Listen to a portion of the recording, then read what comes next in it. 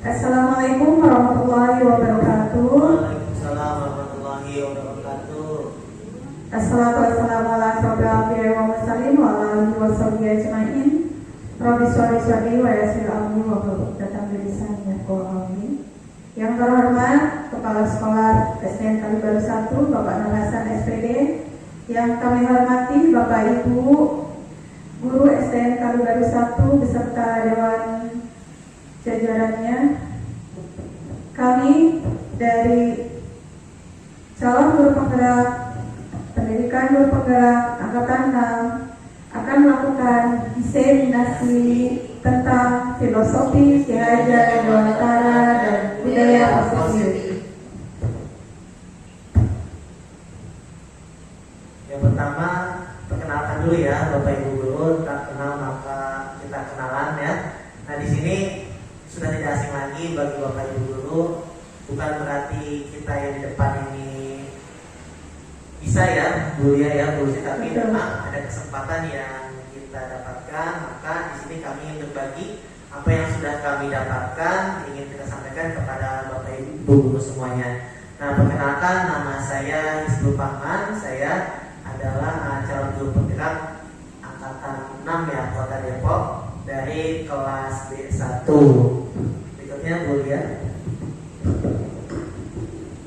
Perkenalkan, saya Lia Emilia SPD dari SDN Kalibaru 1, calon guru penggerak angkatan ke-6 Kota Depok, kelas dengan fasilitator Bapak Ansar dan pendamping pengajar praktik Ibu Wardani. Baik, saya Lucy Susanti SPDSD. Saya adalah calon guru penggerak angkatan 6 Kota Depok dari kelas 69 dengan fasilitator Muhammad Rito Mutakin dan pengajar praktik Ibu Komalasari. Terima kasih. Baik, untuk sesi 1.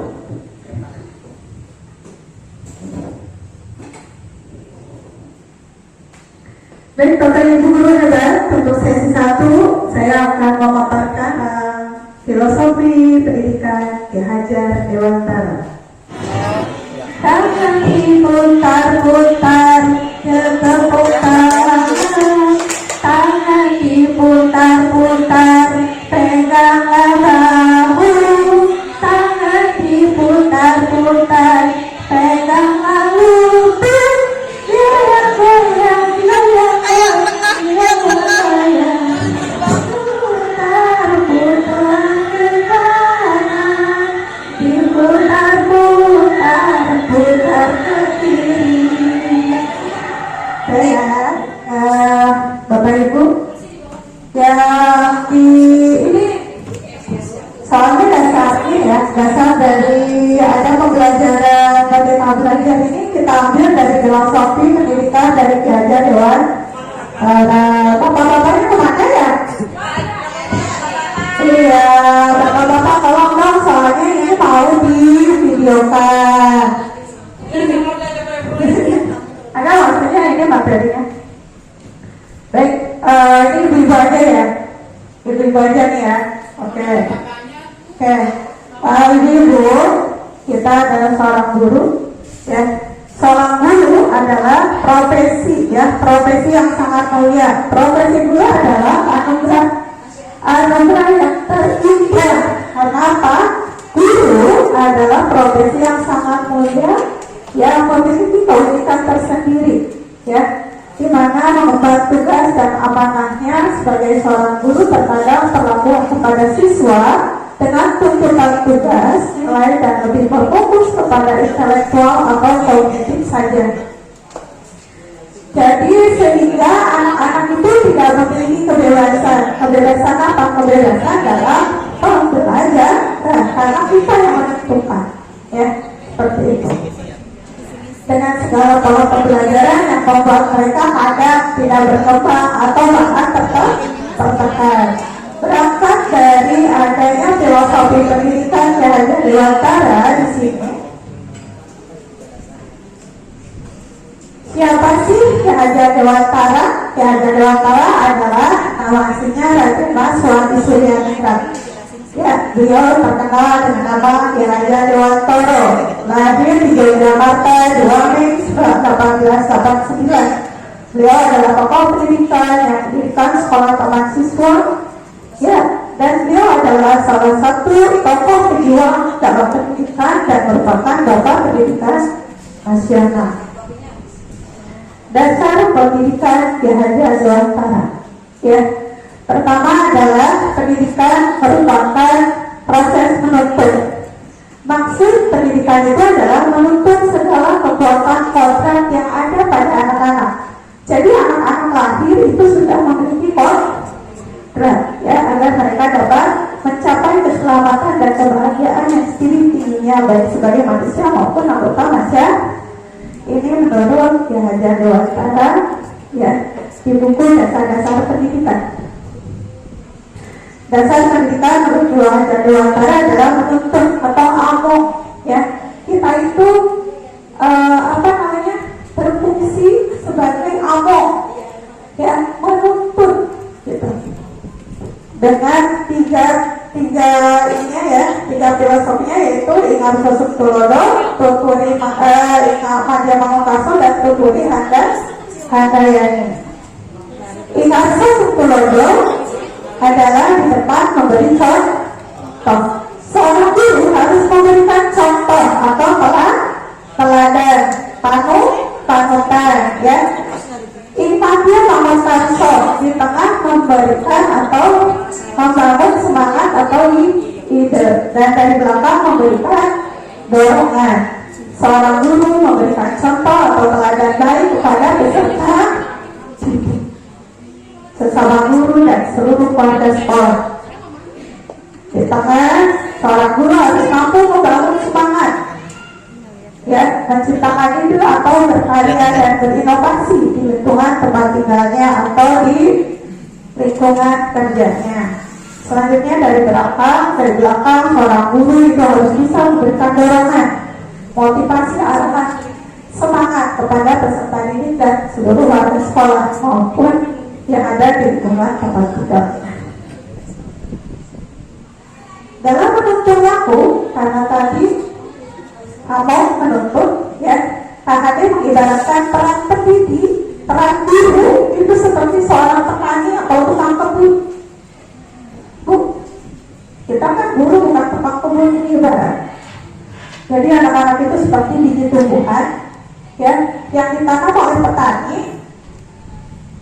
Nah, ditanam, anak-anak itu bagaikan bulir jagung yang ditanam. Biji jagung itu ditempatkan di tanah yang subur dengan mendapatkan sinar matahari, pengairan yang cukup, dan baik kepada peserta didik. Demikian juga sebaliknya, meskipun biji jagung itu merupakan bibit yang unggul, tetapi jika kita menanamnya di tempat atau di tanah yang besar dengan pola pendidikan kita yang memang tidak bagus, ya, maka apa yang akan terjadi? Ya, bibit atau biji jagung itu tidak akan tumbuh dengan optimal. Nah, seperti itu. Dasar pendidikan KHD menuntut abang itu dalam proses menuntutnya anak diberi kebebasan. Namun pendidik sebagai pamong, sebagai penuntut, memberi tuntunan dan arahan agar anak itu tidak kehilangan arah. Ya, misal kita memberikan teladan yang baik, contoh yang baik, supaya diaplikasikan pada anak-anak. Nah, seperti itu. Ya, contoh baik, hal baik yang memang kita terapkan ke anak-anak, kita tuntut mereka. Yang kedua, pendidikan disesuaikan dengan kodrat alam dan kodrat zaman. Di sini dalam melakukan pembaharuan yang terpadu, hendaknya selalu diingat bahwa segala kepentingan anak-anak didik kita, baik mengenai hidup pribadi maupun hidup di masyarakatnya, jangan sampai meninggalkan segala kepentingan dengan hubungan dengan kodrat keadaan baik alam maupun zaman. KHD hendak mengingatkan kepada kita selaku pendidik bahwa pendidikan anak sejatinya harus melihat kodrat anak yang selalu berhubungan dengan zaman.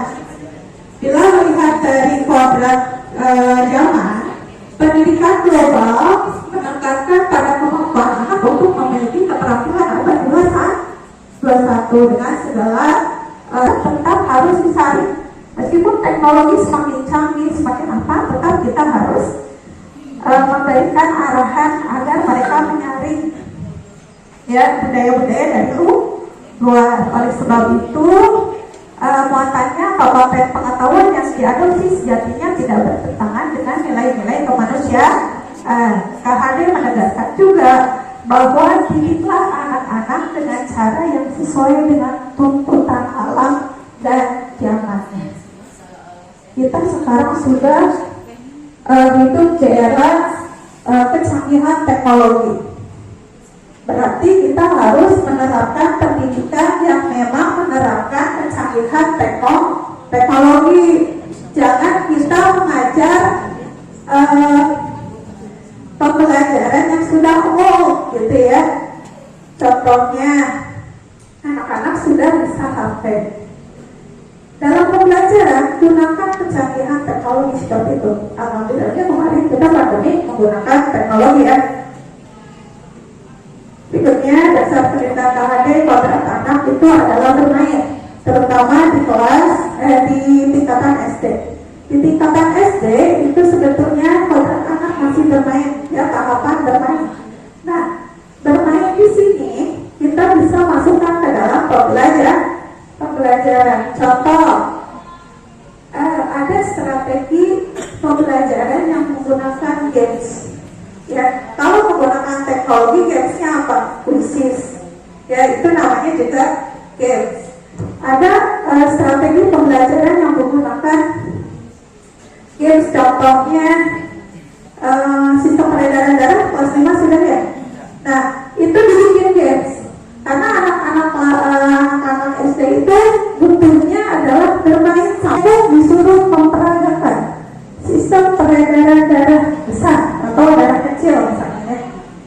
Seperti itu akan memberikan manfaat, akan memberikan makna pada anak-anak. Jadi belajar sambil bermain, bukan bermain sambil belajar juga. 3. Pendidikan yang berpihak pada anak. Menurut Ki Dewantara, bebas dari segala ikatan, suci hati mendekati sang anak, bukan untuk meminta sesuatu hak, melainkan untuk berhamba pada sang anak. Maksud di sini adalah pendidikan haruslah berpusat pada anak. Ya, jadi yang aktif itu bukan gurunya. Pada saat pembelajaran, yang aktif itu bukan gurunya ceramah, anaknya ngantuk. Tapi pada saat pembelajaran, anak itu dilibatkan dalam pembelajaran.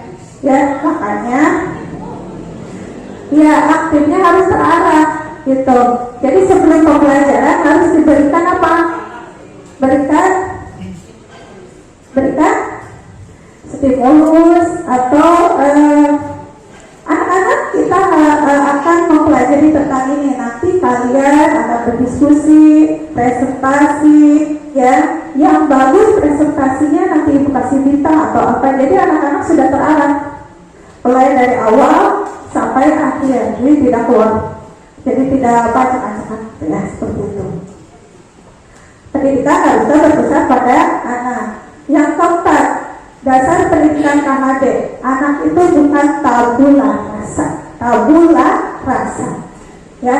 Anak itu sampai kelas 1 itu sudah memiliki kodrat, ya. Terlebih lagi dari TK kan ke SD, dia sudah memiliki pengetahuan.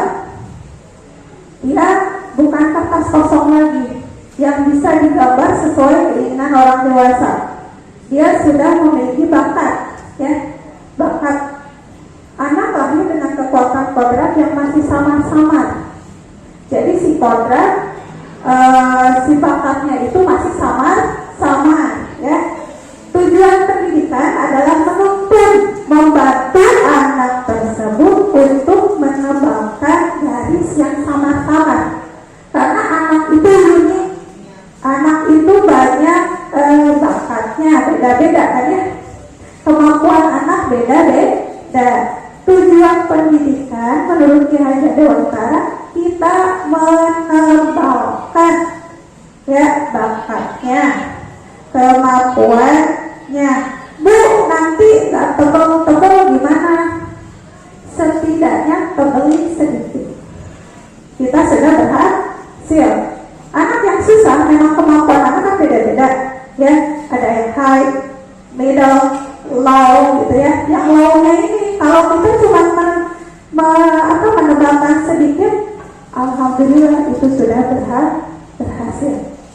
Jadi kita jangan menuntut anak ini memang harus sama dengan kemampuannya yang lain. Karena anak yang usia 0 sampai 8 tahun masa anak-anak aktif bergerak ke sana kemari, mencoba ini dan itu, menanyakan semua hal tanpa rasa lelah.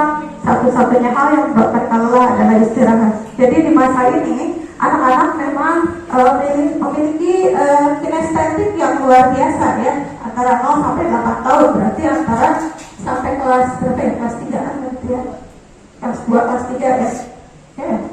Lalu berikutnya 8 sampai irama dalam setiap gerak. Mereka mulai merasakan betapa irama bisa memberikan dorongan untuk melanjutkan dan menciptakan gerakan-gerakan tersebut. Jadi di sini di fase ini anak-anak sudah mengenal seperti operasional ini ya, dengan konkret lagi tapi abstrak, dan mereka kinestetiknya tetap ada, tetapi kita hanya menuntut mereka untuk mengembangkan potensi yang ada. Berikutnya di usia 16 sampai 24, masa sosial mulai menyadari bahwa semesta bergerak dalam irama. Mereka pun mulai menggunakan irama sebagai sumber inspirasi menemukan kodrat. Jadi di sini masa-masa 16 sampai 24 ini mereka mengetahui bakat, minat, dia kodrat mereka seperti apa dan cita-cita mereka seperti apa, dan kita hanya mempersiapkan mereka untuk terjun ke dunia masyarakat. Lalu filosofi banyak ya, filosofi ya Dewantara yang berikutnya adalah asas trikon. Pertama yaitu kontinuitas, artinya kita sebagai guru itu harus bergerak dan berpikir maju ke depan tanpa melupakan sejarah. Ya, dan tidak boleh lupa akan nilai budaya hakiki yang dimiliki oleh bangsa Indonesia. Sebagai seorang pendidik harus memperkenalkan sejarah dan budaya. Kita perlu belajar dari sejarah untuk kemajuan pendidikan Indonesia di masa yang akan datang dan tumbuh kembangnya peserta didik di masa yang akan datang. Yang kedua adalah konvergensi. Artinya pendidikan itu harus berasaskan memanusiakan manusia dan memperkuat nilai kemanusiaan. Seorang pendidik dan seluruh warga sekolah harus menanamkan nilai-nilai kemanusiaan kepada peserta didik. Karakternya dibangun, ya, karakternya dibangun sehingga melahirkan peserta didik yang pemikirannya penuh dengan kebijaksanaan dalam menyikapi kehidupan di masa yang akan datang.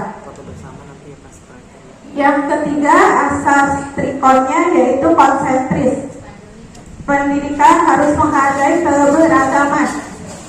Ya, kita sudah banyak keberagaman budaya, keberagaman kemampuan peserta didik juga ya, keberagaman bakat dan minat mereka juga berbeda.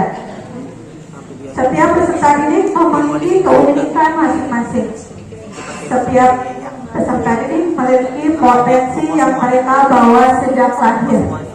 Jadi kita sebagai guru tidak bisa menyamaratakan anak didik kita, karena sebelum masuk ke kelas mereka berada dari keluarga yang berbeda, kemampuan berbeda, ya, dan potensi yang berbeda, potensi dan kemampuan sama.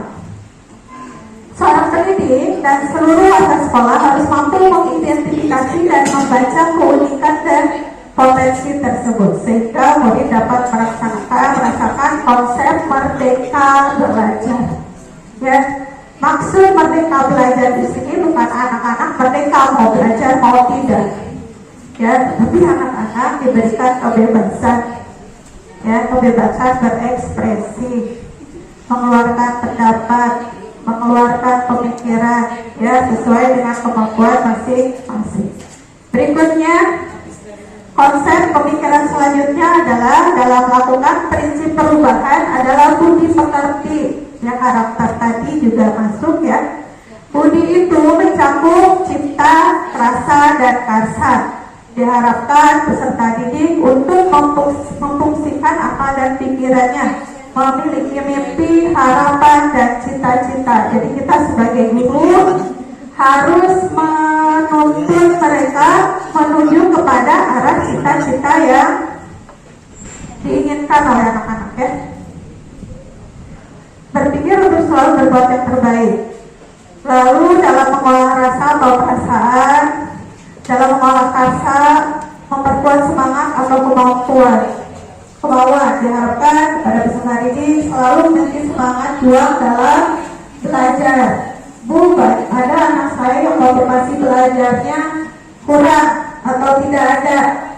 Itu diidentifikasi dulu latar belakang. Oke, selanjutnya pekerti atau tenaga dengan olahraga. Ya, jadi kita selain menebangkan mereka dengan budi pekerti, dengan budi cipta rasa dan karsa, juga dengan pekertinya, ya, itu dengan olahraga untuk memperkuat jasmani sehingga peserta didik dalam mengikuti pembelajaran sudah siap lahir dan batin, sudah sehat, siap jasmani dan rohani. Gagasan filosofis Ki Hajar Dewantara ini telah menjadi fondasi yang cukup kokoh dalam praktis pendidikan di Indonesia. Meskipun dalam pengimplementasiannya dewasa ini sering terinfiltrasi, ya, ada juga filosofi barat, ya, dirasakan filosofi dari Ki Hajar Dewantara itu tidak kalah bagusnya dengan filosofi dari barat. Munculnya degradasi nilai dalam masyarakat sebagai akumulasi proses pendidikan lebih mengedepankan transformasi knowledge. Knowledge itu apa? Pengetahuan daripada transformasi value. Ya, dalam sistem pendidikan adalah tempat persemaian benih-benih kebudayaan dalam masyarakat. KHD memiliki keyakinan bahwa untuk menciptakan manusia Indonesia yang beradab, maka pendidikan menjadi salah satu kunci utama untuk mencapainya. Mencapai apa? Mencapai manusia Indonesia yang beradab. Pendidikan dapat menjadi ruang berlatih dan tumbuh nilai-nilai kemanusiaan yang dapat diteruskan atau diwariskan. Dalam proses pembelajaran, seorang guru harus terus belajar, mengembangkan diri dan mengasah kompetensinya dengan berbagai hal, baik secara individu, komunitas pembelajar, ataupun memanfaatkan teknologi dan informasi, serta mengikuti program dari Kemendikbudristek. Kenapa? Karena guru itu harus di-upgrade. Guru itu harus sesuai dengan perkembangan zaman juga. Jangan peserta didiknya mengikuti perkembangan zaman, tapi gurunya ngajarnya tidak mengikuti zaman. Ya, bisa jalan bareng-bareng nggak? Bisa selaras tidak? Makanya guru harus selalu di-upgrade. Jangan sampai guru berada di zona nyaman terus, ya, karena dunia semakin kesini semakin berubah. Ya, kita guru adalah sebagai tonggak dalam perubahan pendidikan. Kalau gurunya tidak berubah, bagaimana murid dan pendidikan akan berubah ke arah kemajuan? Ya.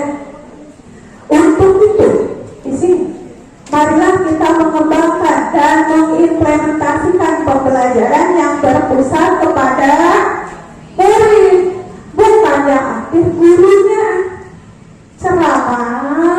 sampai anaknya tidur, ya, gitu.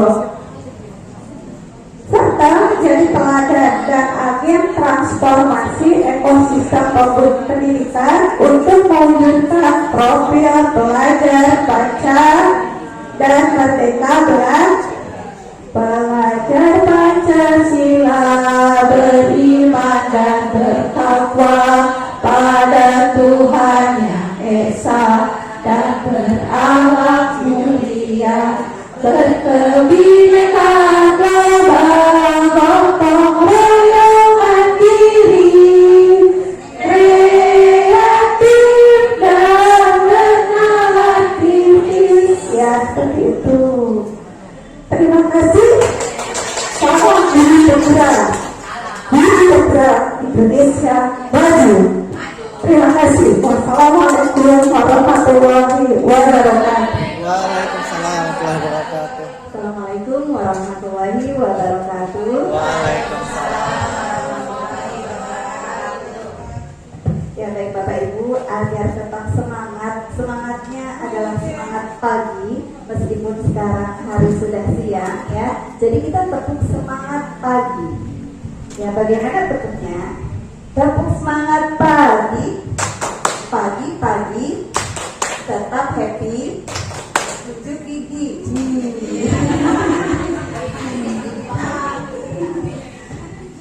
Ada yang lewat semangat pagi, diulang ya Bapak Ibu. Tepuk semangat pagi, semangat pagi, tujuh gigi. Terima kasih Bapak Ibu semua yang sangat luar biasa. Baik, kali ini saya akan coba memaparkan tentang nilai dan peran guru penggerak. Ya.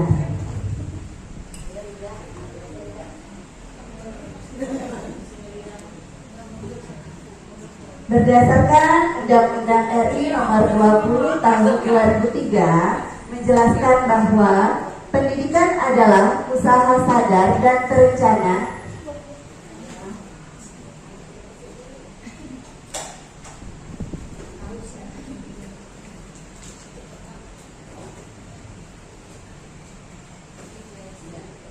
jalan sendiri.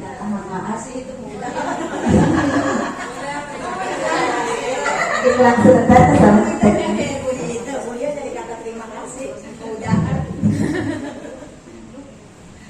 Itu video Bu. Nanti jalan sendiri. Ya. Oh, udah. Baik, mohon maaf, saya ulangi.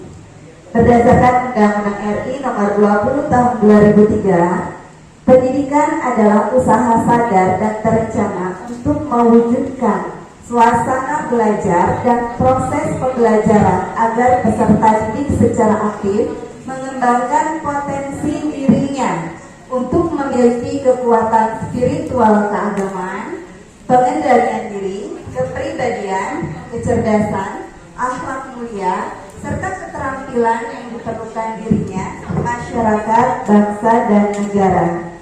Pernyataan dalam Undang-Undang RI Nomor 20 ini memberikan penguatan terhadap pernyataan pendidik harus menuntun segala kekuatan kodrat anak dari dalam. Jadi seperti pemaparan yang sudah disampaikan oleh Bu Lucy tadi, bahwa seorang pendidik itu harus menuntun, harus menjadi among bagi peserta didiknya. Nah, dalam bentuk kekuatan kodrat ini kita berusaha untuk menumbuhkan motivasi anak dari dalam.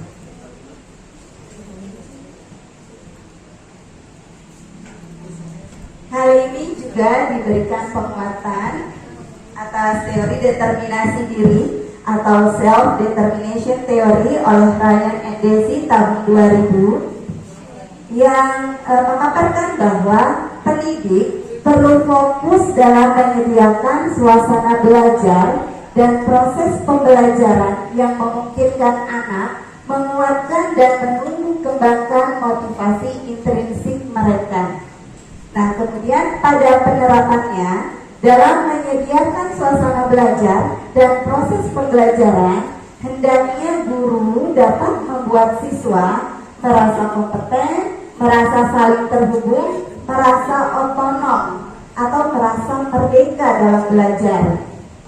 Nah, di sini penguatan yang dilakukan oleh guru adalah pada perasaannya. Jadi siswa dibuat agar dia merasa, gitu, sehingga akan menumbuhkan motivasi intrinsik pada diri mereka dalam mencapai tujuan pembelajarannya nanti.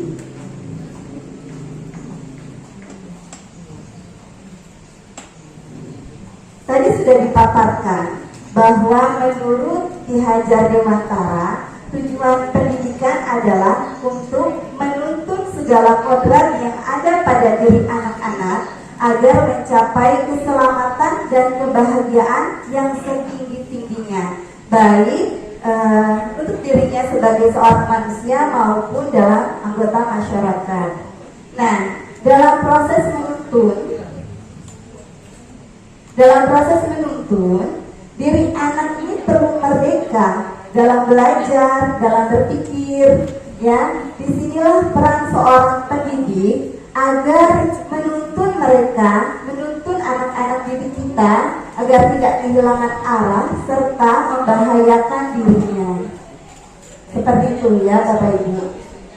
Kemudian semangat dalam menuntun anak agar merasa merdeka dalam belajar, merdeka dalam berpikir, agar anak itu merasa bahagia mencapai keselamatannya.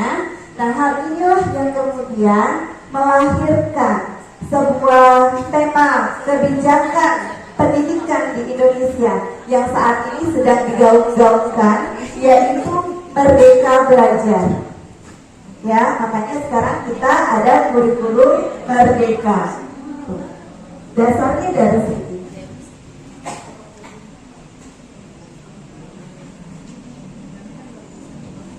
Ya, kemudian Merdeka Belajar ini juga ternyata dikuatkan oleh adanya tujuan pendidikan nasional dalam Undang-Undang RI Nomor 20 Tahun 2003 yang menyatakan bahwa pendidikan diselenggarakan agar setiap individu dapat menjadi manusia yang beriman dan bertakwa kepada Tuhan Yang Maha Esa, berakhlak mulia, sehat, berilmu, cakap, kreatif, mandiri, dan menjadi warga negara yang demokratis dan bertanggung jawab. Dari kedua semangat inilah Bapak Ibu yang kemudian melahirkan sebuah pedoman, ya, sebuah penuntun yang konsisten bagi para pendidik agar tidak kehilangan arahnya, yaitu profil pelajar Pancasila yang sudah kita kenal saat ini. Ya, profil pelajar Pancasila ini adalah sebagai pedoman atau pegangan bagi pendidik untuk menumbuhkan semangat belajar pada anak-anak didik kita agar mereka itu bisa menjadi seorang pembelajar sepanjang hayat. Nah, kemudian diharapkan guru juga bisa membangun karakter anak-anak didik kita, ya, agar memiliki karakter yang sesuai dengan nilai-nilai Pancasila. Nah, profil pelajar Pancasila ini terdiri atas 6 dimensi yang sudah kita ketahui bersama. Ya, tadi sudah dinyanyikan lagunya oleh pemapar pertama Bu Lucy. Mungkin bisa biar semangat kita nyanyikan kembali ya Bapak Ibu. Saya minta semuanya berdiri. Kita nyanyi sama-sama lagu profil pelajar Pancasila.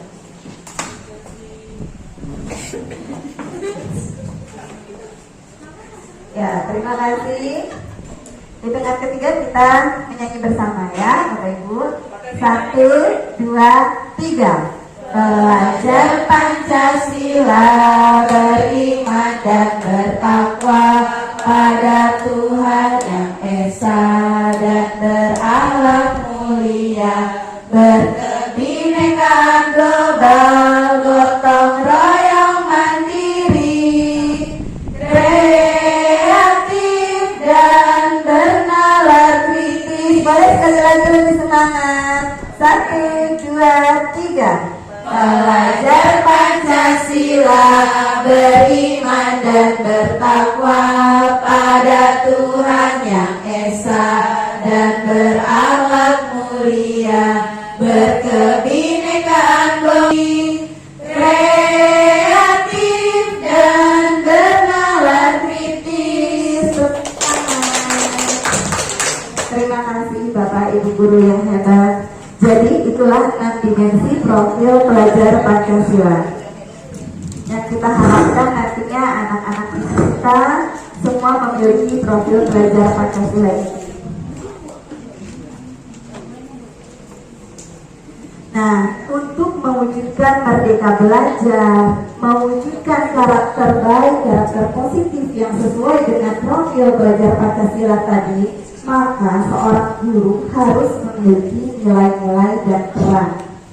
Nilai-nilai guru penggerak. Di sini bukan hanya guru penggerak seperti yang sekarang kami yang sedang pelatihan, tetapi artinya di sini adalah Bapak Ibu guru semua, karena insya Allah dengan adanya diseminasi ini, Bapak Ibu hatinya akan tergerak, kemudian bergerak dan bisa menggerakkan. Amin ya Rabbal alamin. Apa saja sih nilai-nilai guru penggerak? Yang pertama adalah berpihak pada murid, mandiri, 3 reflektif, 4 kolaboratif, dan yang kelima inovatif. Berpihak pada murid. Guru harus selalu mengutamakan kepentingan murid. Segala keputusan yang diambil oleh seorang guru harus didasari oleh semangat memberdayakan dirinya sendiri serta memanfaatkan kekuatan atau aset yang ada untuk menyediakan suasana belajar dan proses pembelajaran yang positif serta berkualitas bagi murid. Nah, di sini guru harus menggeser kepentingan guru pribadi maupun kepentingan sekolah atau instansi menjadi kepentingan murid. Seperti itu. Jadi ada istilahnya, guru itu harus berhamba, dalam tanda kutip ya, berhamba pada anak. Selanjutnya mandiri. Nilai mandiri ini menggambarkan semangat untuk terus belajar sepanjang hayat. Guru yang mandiri termotivasi untuk mengembangkan dirinya tanpa harus menunggu adanya pelatihan yang ditugaskan dari sekolah, dari dinas, ataupun pihak lain.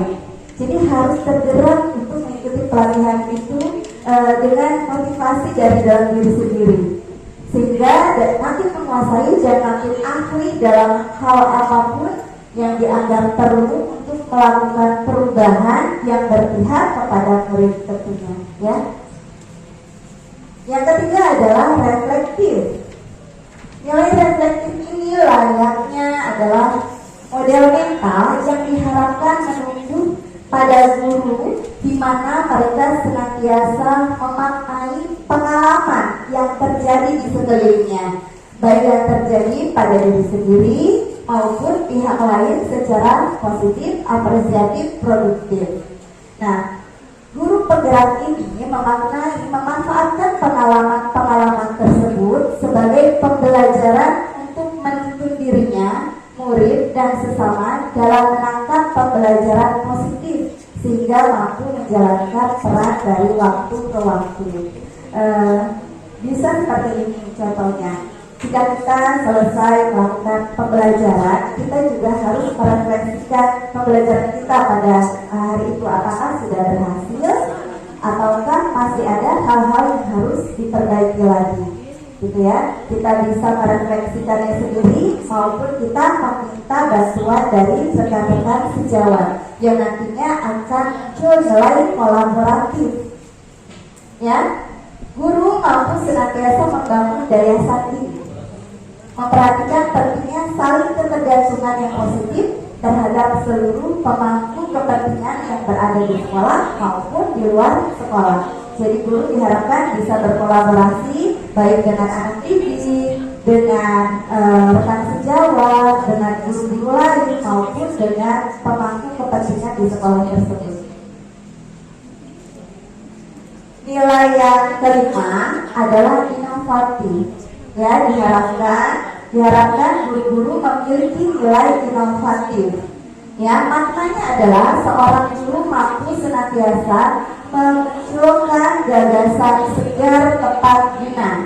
Dengan demikian, nilai inovatif ini mengisyaratkan adanya penguatan gotong royong dan pemberdayaan aset yang ada. Jadi kekuatan yang ada pada sekolah kita itu kita berdayakan, ya, untuk mewujudkan visi bersama. Jadi dalam mewujudkan visi ini nanti akan dijelaskan lebih lanjut oleh Pak Hizbul. Kita akan melihat apa sih kekuatan yang ada pada diri kita, yang ada di sekolah kita, itu kemudian kita kembangkan lagi. Jadi jangan melihat dari kekurangan, akan tetapi dari kekuatan atau aset yang ada pada sekolah kita. Nah, tadi setelah guru memiliki nilai-nilai, ya, dalam mencapai tujuan tersebut, ya, tujuan pendidikan nasional, guru juga harus memiliki peran. Peran apa saja yang harus dimiliki oleh seorang guru penggerak? Ada 5. Yang pertama adalah menjadi pemimpin pembelajaran. 2. Menjadi coach bagi guru lain. 3. Mendorong kolaborasi. 4. Mewujudkan kepemimpinan murid. 5. Menggerakkan komunitas praktisi.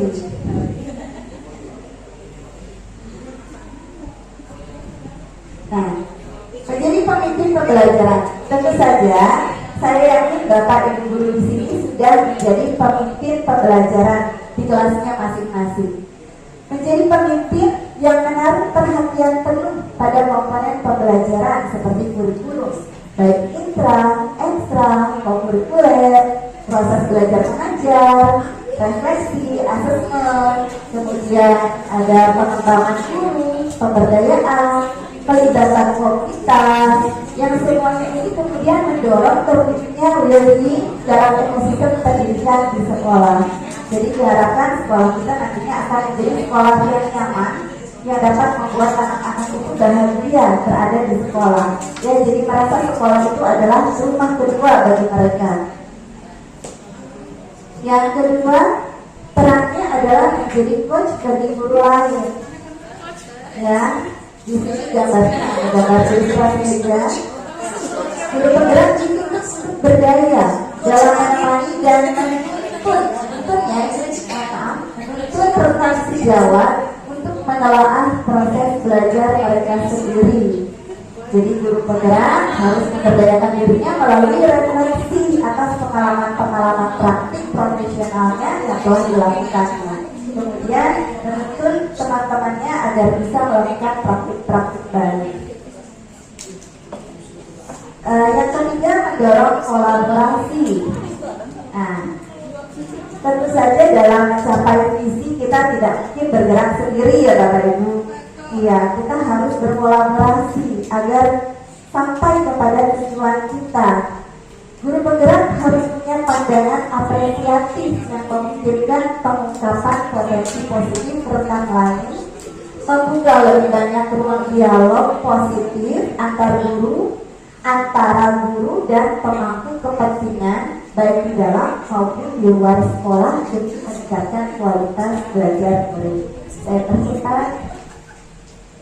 Yang keempat, mewujudkan kepemimpinan murid. Nah, ini juga kaitannya dengan keseharian kita di kelas. Tentunya ini juga sudah dilakukan, saya yakin, oleh Bapak Ibu guru. Jadi guru harus mampu meramu pengalaman belajar sedemikian rupa sehingga murid itu merasa mampu, merasa bisa, merasa kompeten. Ya, murid juga merasa mandiri dan dicintai oleh gurunya. Ya, dan memiliki kepercayaan diri serta determinasi untuk mencapai segala yang mereka impikan, gitu. Karena murid-murid kita ini adalah nantinya sebagai pemimpin masa depan, maka kita harus mewujudkan kepemimpinan murid-murid kita dari sekarang. Dan yang terakhir adalah menggerakkan komunitas praktisi. Jadi guru penggerak harus menemukan budaya belajar kolaboratif atau komunitas belajar profesional bersama para rekan guru di sekolah maupun di wilayahnya. Salah satu contoh kegiatannya adalah lesson study, ya, plan, merencanakan, do, melakukan, see, melihat. Ya, ini contoh kerangka kerja kolaboratif yang dapat digunakan untuk menggerakkan sebuah komunitas. Mudah-mudahan nanti kita bisa melaksanakannya ya di misi Kaibu ya, rekan guru semua ya, insya Allah mudah-mudahan kita bisa ini memprogramkan kegiatan lesson study. Kurang lebihnya demikian Bapak Ibu tentang nilai dan peran guru penggerak.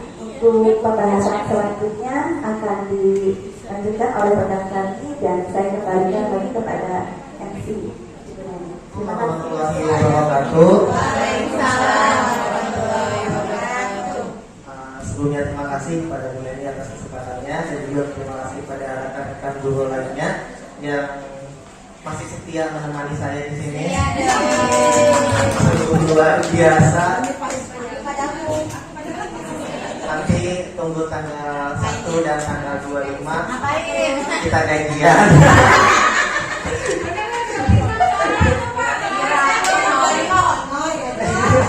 Iya, kalau 5 satu yang. Nah, kita lanjutkan lagi. Nah, di sini langsung saja. Di sini tadi saya kebagian tentang visi seorang guru penggerak. Nah, visi di sini bahwa kita sebagai seorang guru harus memiliki visi. Jadi maksud guru penggerak ini bukan berarti kita nih, saya Bulia atau Bu Lucy yang sedang melaksanakan pendidikan, tapi visi guru penggerak ini bahwa kita sebagai guru harus sudah mulai bergerak untuk melakukan suatu perubahan yang positif. Yang lama kelalaian kita, kekurangan kita, atau dan sebagainya gitu kan, kita tinggalkan dan kita maju ke depan untuk memperbaikinya bersama-sama. Karena kita nggak bisa menyelesaikan suatu permasalahan dengan sendiri, tapi kita bisa melakukannya dengan cara kolaboratif gitu ya. Tadi ada kan ya, ada nilainya itu kolaboratif. Nah, di sini tak kenal maka tak sayang. Dan pasti udah kenal sama saya. Yang pasti udah sayang sama saya. Ya, ada Bang Fel. Ya, it's really intermezzo ya, karena saya juga udah capek. Jadi ada gimana kita sambil ketawa-ketawa aja. Iya.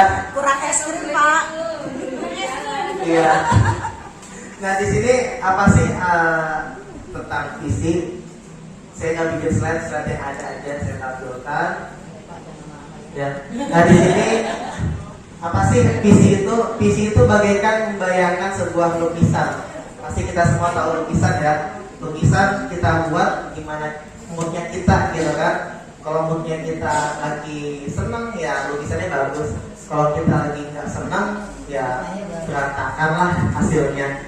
Nah, itu visi kita. Jadi visi itu ibarat lukisan lengkap pada kanvas yang masih kosong. Jadi kita ibaratnya nih seorang guru itu apa nih yang mau kita buat di kanvas kosong itu. Jadinya mulai sekarang kita nih kita membuat apa visi kita gitu kan. Kan selama ini kita nggak tahu visi kita, yang penting saya ngajar, saya gajian gitu kan. Saya absen gitu kan, nanti dapat hadiah setiap akhir tahun gitu kan, visi seorang guru termasuk saya gitu ya. Nah, mulai sekarang ada tambahannya. Apa tambahannya? Yaitu niatan kita, apa sih yang mau kita buat untuk anak didik kita gitu kan. Nah, makanya dibuatlah sebuah visi. Nah, dari sini visi juga diibaratkan sebagai bintang penunjuk arah yang memandu penjelajahan untuk mencapai tujuan. Jadi kita ibaratnya impian kita ke depan mau seperti apa murid kita gitu. Maka itu ada visi kita. Setiap orang visinya beda-beda, tapi ada garis besarnya bahwa pasti intinya untuk kebaikan anak didik kita. Jadi seperti itu. Nah, ini sebuah visi. Ya. Kita sebutkan ya, Bapak Ibu. Sekarang sambil saya bagikan kertas.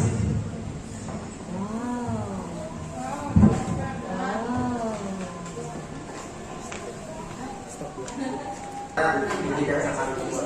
Nah, di sini ada gambaran tentang imajinasi saya tentang apa sih impian murid saya yang bakal saya inginin.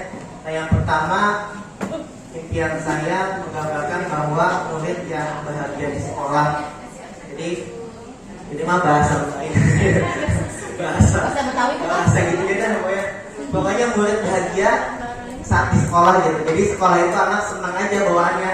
Ya sekarang kan senang kan ya, murid sampai liar gitu kan. Senang dah pokoknya di sekolah itu.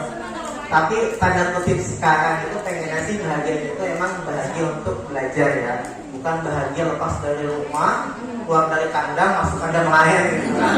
Itu ya sekarang, tapi pengennya ke depan itu bukan seperti tadi, bahagia anak itu belajar dengan kita. Yang kedua yang saya inginin itu tentang murid saya itu adalah murid yang mandiri. Jadi saya masuk kelas, ngapain anak-anak? Belajar, oh cakep, belajar. Kita nggak mau ngapain gitu. Kita belajar, kita melihat itu kan, ada yang bisa nggak gitu? Enggak pak, bisa pak, oh cakep. Ini gitu doang, enaknya gitu kan? Ya nyantai gitu ibaratnya. Itu yang saya inginkan. Ya tiap orang beda-beda kan. Saya pengennya begitu masuk kelas tanpa saya bicara, anak udah rajin kan? Tahu dong. Karena besok kita mau inovasi apa nih? Oke pak, saya mau bikin laptop. Oke cakep. Ya apa gitu. Cuma gitu doang yang saya pengen nih ya. Namanya impian ya terwujud enggaknya belakangan ya. Seperti itu walau alam ya. Yang ketiga yaitu yang saya minta adalah murid yang memuliakan guru dan menjadi partner guru dalam belajar. Jadi memuliakan ya, itu yang saya inginkan karena sekarang faktanya murid kita ya begitu gitu kan. Ya, kalau usah diceritakan juga kita merasakannya gitu kan. Tapi yang saya pengenkan murid yang memuliakan bukan berarti berlebihan gitu kan. Saat ada guru ya minimal ada makanan di depan gitu kan. Kayak zaman dulu begitu kan ya. Guru datang tuh waktu zaman kita SMP SMA, waktu ada makanan, ada gorengan, ada minuman teh gitu kan, bukan guru yang nyeduh tapi murid yang nyeduh kan. Kita memuliakan ya. Jadi seperti itu yang diinginkan. Tapi bukan itunya doang gitu, bukan itunya doang yang dipengenin, tapi bisa ada guru itu hormat, terus senang dengan kita dan bukan dengan gurunya sendiri, tapi dengan semua guru yang ada di sekolah.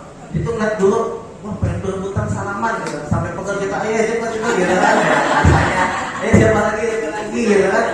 Oh iya gitu. Jadi di mana aja kan sekarang faktanya kan kita nggak dimuliakan ya. Ada guru lewat gitu kan di luar di sekolah malah dicuekin gitu kan.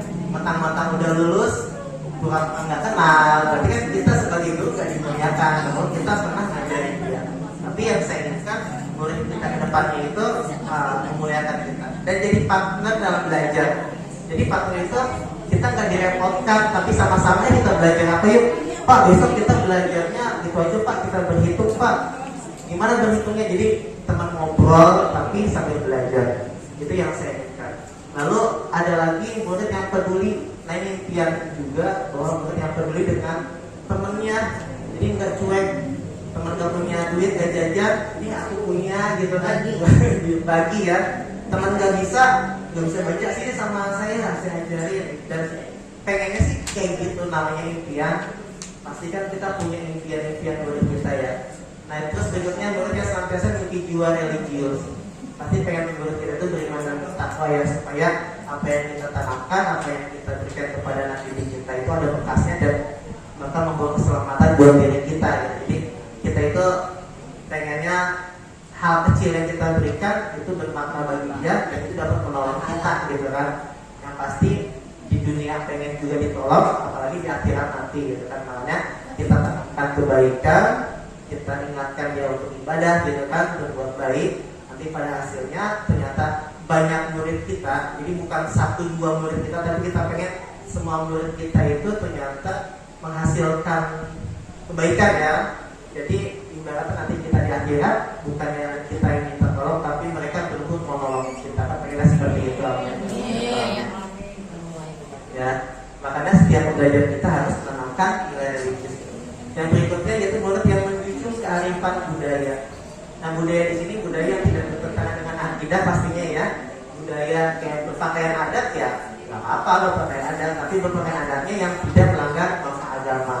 Kan banyak yang pakai pakaian adat yang masih menutup aurat gitu kan, tapi enggak mentang-mentang berpakaian adat, dia bebas berpakaian adat, nggak pakai kerudung gitu kan, tadinya pakai kerudung pas pakaian adat malah dilepas, transparan, ketat gitu kan, udah sempit dipakai gitu. Nah itu dia bukannya seperti itu, tapi pakaian adat dia tetap dengan syariat gitu kan. Iya. Terus murid yang di keahlian dan wawasan global. Keahlian itu kita pengen tuh murid kita lebih maju dari kita, bukan jadi saingan buat kita, tapi mereka itu lebih maju, tapi buat kebaikan buat mereka dan teman-temannya gitu. Bukan kan ada sekarang itu anak lebih maju, guru kerepotan gitu kan. Bahkan lebih parah lagi, gurunya nggak tahu gitu kan ya. Ya gitu doang nggak tahu gitu ya, jadul gurunya. Nah itu yang faktanya sekarang. Nah ini imajinasi tentang yang bisa diberikan. Nah dari impian ini gitu kan yang saya inginkan. Nah apa saja bagian-bagiannya gitu kan. Yang pertama tadi saya memiliki murid yang memiliki karakter berbudi luhur, beriman dan bertakwa. Jadi ngapain aja di situ ada yang tujuan kebaikan kepada orang lain. Terus apa lagi? Saya percaya bahwa murid adalah sebagai makhluk yang Allah ciptakan ya. Jadi dia memiliki karakter yang berbeda-beda. Kita tahu, jadi nggak bisa kita samain tuh. Semua murid kita harus A semua. Dan itu yang saya rasakan dan luar biasa. Jadi pas pengalaman tahun ini yang luar biasa menurut saya, ternyata beda-beda ya. Dan akhirnya sudah mulai berubah tuh ya. Ternyata yang ada yang aktif dan yang saya rasakan menurut saya itu ternyata unik gitu kan. Tadinya sebulan lalu tuh Sumi kesel gitu kan bahwa menurut saya itu, sekarang saya jadi resep gitu kan.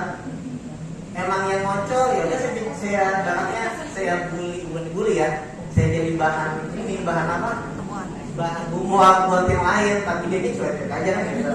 Yang penting kita nggak bully fisiknya gitu kan. Dan sebagainya itu, jadi keunikan mereka kita bisa manfaatkan untuk kebaikan dia dan teman-teman sekelasnya. Nah, ini adalah tentang kepercayaan tentang murid-murid yang saya dapatkan. Lalu yang di akhir, saya dan guru lain di sekolah saya paham bahwa guru merupakan fasilitator. Jadi kita itu sebagai fasilitator untuk memberikan murid kita itu atau memfasilitasi ya. Murid kita mau apa nih kita sediakan. Cuma tadi terbentur dengan banyak hal, sarana dan prasarana, orang tua yang setuju gitu kan dengan apa yang kita lakukan, tapi tidak menutup kemungkinan jangan sampai kita menyerah. Hal kecil kita harus lakukan gitu kan. Apa yang bisa kita lakukan yang kita kerjain walaupun kadang modal sendiri gitu kan ya. Ada anak yang mau beli apa kita modalin, kita siapin ya, itu bagian dari perjuangan kita kan. Kita pengen yang terbaik ya, ada modal, tapi kalau bisa jangan modal banyak gitu kan. Itu yang benar ya. Jadi komen itu pengennya kan yang ideal itu kan guru orang tua mendukung gitu kan, sekolah mendukung, kita mendukung, anak mendukung, semuanya mendukung gitu kan. Orang tua finansial dan pemantauannya, sekolah dengan fasilitasnya gitu kan, guru dengan kemampuannya gitu, dan siswa dengan kesiapan dia belajar. Nah itu semuanya kalau 4 hal itu berkaitan, maka pendidikan itu berjalan semuanya. Dan tinggal hasilnya kan masyarakat yang mengalami perubahan. Nah dari semua itu, dari imajinasi, dari impian dan sebagainya, maka tercetuslah sebuah visi. Nah ini adalah visi yang saya buat, yaitu mewujudkan murid yang bermakna. Jadi bermakna itu beriman, bertakwa, mandiri dan kreatif dan bernalar kritis serta berbudaya gotong royong. Ya, nah visi ini bisa kita ambil dari P5 atau dari pengembangan P5 gitu. Misalkan di sini beriman dan bertakwa bisa kita ganti jadi berakhlak gitu kan. Jadi pengembangan mandiri kita ganti menjadi kreatif gitu kan. Bisa masih nyambung sih ya, maksudnya berinovasi dan sebagainya. Terus kreatif, misalkan bisa berwawasan global dan sebagainya. Misalkan nanti visi kita itu kita kaitkan dengan P5 atau pengembangan dari P5 itu. Nah, itu adalah visi yang kita buat. Dan yang di sini berbudaya gotong royong, kenapa Kenapa? Karena bagi saya gotong royong itu tadi ya memang harus kita itu jangan sendiri gitu, tapi harus sama-sama maju bersama, menyelesaikan masalah bersama. Nah, itu biar sukses bersama. Nah, itu yang dibuat. Nah, saya sudah memberikan sebuah kertas bagi yang ada pulpen, saya minta tolong untuk dibuatkan apa sih? Gak usah banyak-banyak, 5 impian murid ibu yang ibu inginkan. Bisa ditulis yang ada pulpen 5 aja. Kalau lebih ya nggak apa-apa, saya kasih waktu 2 menit biar cepat. Pokoknya ibu yang ingin sama ibu pengen muridnya seperti apa, ya saya ingin murid saya apa ke depannya. Gak usah pakai gambar, lamaan. Tulis aja keinginan ya murid bapak ibu, pengen murid bapak ibu itu ke depannya seperti apa. Ya, walaupun faktanya ya ini nggak mungkin ya. Ya pokoknya tulis aja namanya impian kan, siapa tahu aja ada 1-2 mah. Ya jadi bisa ditulis ya. Membayangkan ya. Ada yang mirip ya nggak masalah, mirip juga ya. Nah itu impian yang diberikan ya, yang bakal kita ingin. Kamu pakai judul Kak? Nggak usah. Boleh tulis aja impian, boleh jadi impian dan impian. Masa panjang ya. Saya ingin murid apa ya. Saya ingin murid saya apa. Nah untuk visi misinya itu mah buat PR aja masing-masing, tapi dari impian itu dihasilkan sebuah visi misi. Karena visi misi nggak akan bisa terwujud kalau nggak ada impiannya gitu kan.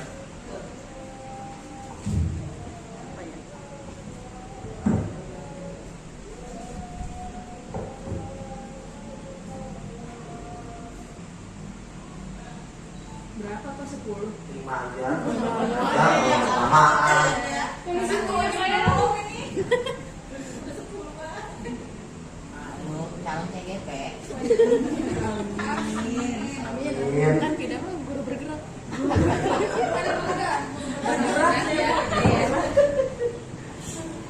Belum menggerakkan ya? Belum. Setiap hari ya belum. Tulis, mangga. Ya, ada mungkin ada tulis saja 5. Lebih dari 5 lebih bagus. Yang penting belum ya. Kalau lewat ya lewat dikit. Keinginan murid kita ke depannya seperti apa? Banyak keinginan. Banyak mimpi. Iya. Bisa jadi biar saya misalkan pengennya pulang sekolah anak-anak sekolah semua gitu. Namanya juga mimpi. Ya, oke. Sambil nunggu, ya sambil dijahit, Bu Neni maju ke depan, bacain ya. Sambil nunggu kan ya, supaya waktunya lebih enak. Jangan dijahit, Bu Neni silakan membacakan. Dari contek.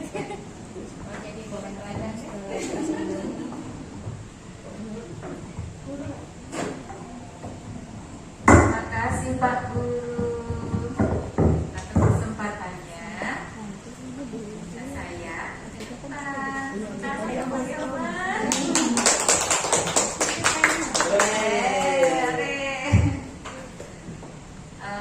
saya sebagai guru setelah melihat pemaparan visi, mulia dan mahasiswa di perguruan banyak sekali ya kekurangan saya selama ini karena menjadi guru dari tahun 2009 sampai sekarang banyak sekali yang banyak dosa ya yang saya lakukan kepada murid-murid saya, dan akhirnya ya sedikit juga saya mulai memahami dari filosofis KHD ya di Ngajar Dewantara, mana di situ ada yang selalu saya ingat yaitu bahagia, kemudian bermanfaat untuk diri sendiri dan orang lain.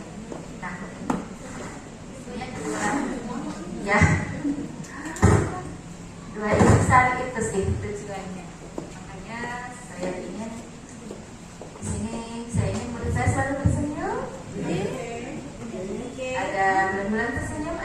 bulan. Terima impian untuk muridku, ya saya ingin muridku menjadi orang yang bahagia, bahagia lahir dan batin, dunia dan akhirat. Amin. Tentunya untuk menuju bahagia lahir batin dunia akhirat, saya ingin murid saya berakhlak mulia.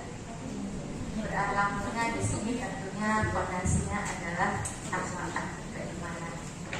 Apapun agamanya itu Pak Eri. Kemudian cerdas. Ya, saya ingin murid saya cerdas, tapi cerdas sesuai dengan intelijensi yang dimiliki oleh anak-anak kita. Sesuai. Cerdas itu belum tentu anak yang pintar matematika, pintar IPA dan sebagainya, walaupun kalau pokoknya tetap di situ ya Pak ya. Ya. Tapi ya melihat, terutama di kelas saya sekarang, dari kelas 6A sampai 6E, 6C itu terkenal paling aktif katanya. Ya, dengan berbagai cara, dengan potensi saya yang seperti ini, penuh keterbatasan, suara juga gak terdengar sampai belakang gitu ya, dapat anak luar biasa. Kemudian saya coba strategi A, B, C, dan banyak udah lebih dari Z, nggak ada grup lagi ya, nggak ada ya. Suatu saat Pak saya menemukan seperti sebuah kegiatan, yaitu menghias kelas, membuat pola sampai akhirnya berkreasi, menempelkan itu sangat cepat. Oh ternyata anak bakatnya di sini, motorik ya, lebih ke bakat. Sampai akhirnya pola yang cuma lingkaran, Bu, boleh nggak saya buat begini? Jadi capung, iya, dicapung. Pola yang cuma lonjong, jadi bunga matahari dan sebagainya. Itu semua mereka yang berkreasi sendiri. Nah, berarti cerdas di sini, saya ingin anak saya cerdas sesuai dengan kemampuannya, sesuai dengan kompetensinya ya. Kemudian saya ingin bulan Senin yang keempat memiliki keterampilan hidup. Ya, kemarin saya coba, kebetulan sekarang ini materi bahasa Indonesia dan sedikit mempelajari agama. Ya, saya integrasikan bahasa Indonesia, IPS, EKN. Saya suruh membuat teks drama. Mereka yang jadi penulis skenario-nya, mereka yang jadi sutradaranya, mereka yang jadi aktris aktornya. Dan alhamdulillah luar biasa, ya bisa. Ternyata mereka bisa. Nah, berarti mereka bakatnya di situ. Iya. Iya. Kemudian yang terakhir, jadi insan yang bermanfaat untuk dirinya dan sekitarnya, orang lain dan alam sekitarnya. Ya, itu sih Pak. Ya, ya banyak sih keinginan lain. Iya. Terima kasih. Assalamualaikum warahmatullahi wabarakatuh. Terima kasih Bu Neni. Ini hasil ya. Nah, ini tadi dari Bu Neni sudah lumayan banyak ya. Nah, dari keinginan-keinginan ini kita sebagai guru nanti tidak kita tuangkan dalam bentuk visi kita ya. Visi kita nanti bisa dimulai dari apa nih yang kita inginkan untuk murid-murid kita di dalam kedepannya. Diambil dari kata-kata biasanya mewujudkan, menerapkan gitu kan. Jadi ada kata jawab personalnya, menerapkan, menjadikan, mewujudkan. Jadi depannya kayak gitu ya. Bisa kita tulis nanti visinya di masing-masing. Jadi yang Bapak Ibu guru lakukan, tapi tambahannya kita buat mulai dari sekarang visi kita ke depan mau menjadikan guru kita itu seperti apa. Mungkin itu aja tentang tambahan tentang peran nilai peran dan visi seorang guru bergerak. Saya cukupkan untuk sesi 1. Sesi 1. Sesi 2 di manakah ini? Saya cukupkan dari saya. Assalamualaikum warahmatullahi wabarakatuh. Kita berbicara pada hari ini mengenai budaya positif. Karena kalau kita berangkat langsung dari budaya positif tanpa adanya pengenalan dulu terhadap filosofi Ki Dewantara, menurut saya memang kurang ya.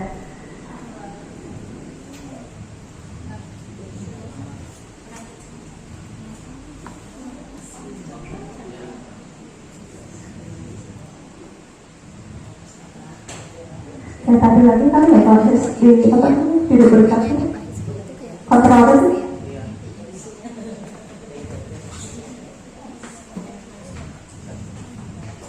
Itu udah.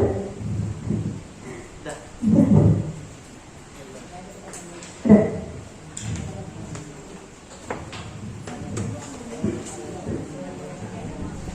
Budaya positif ya.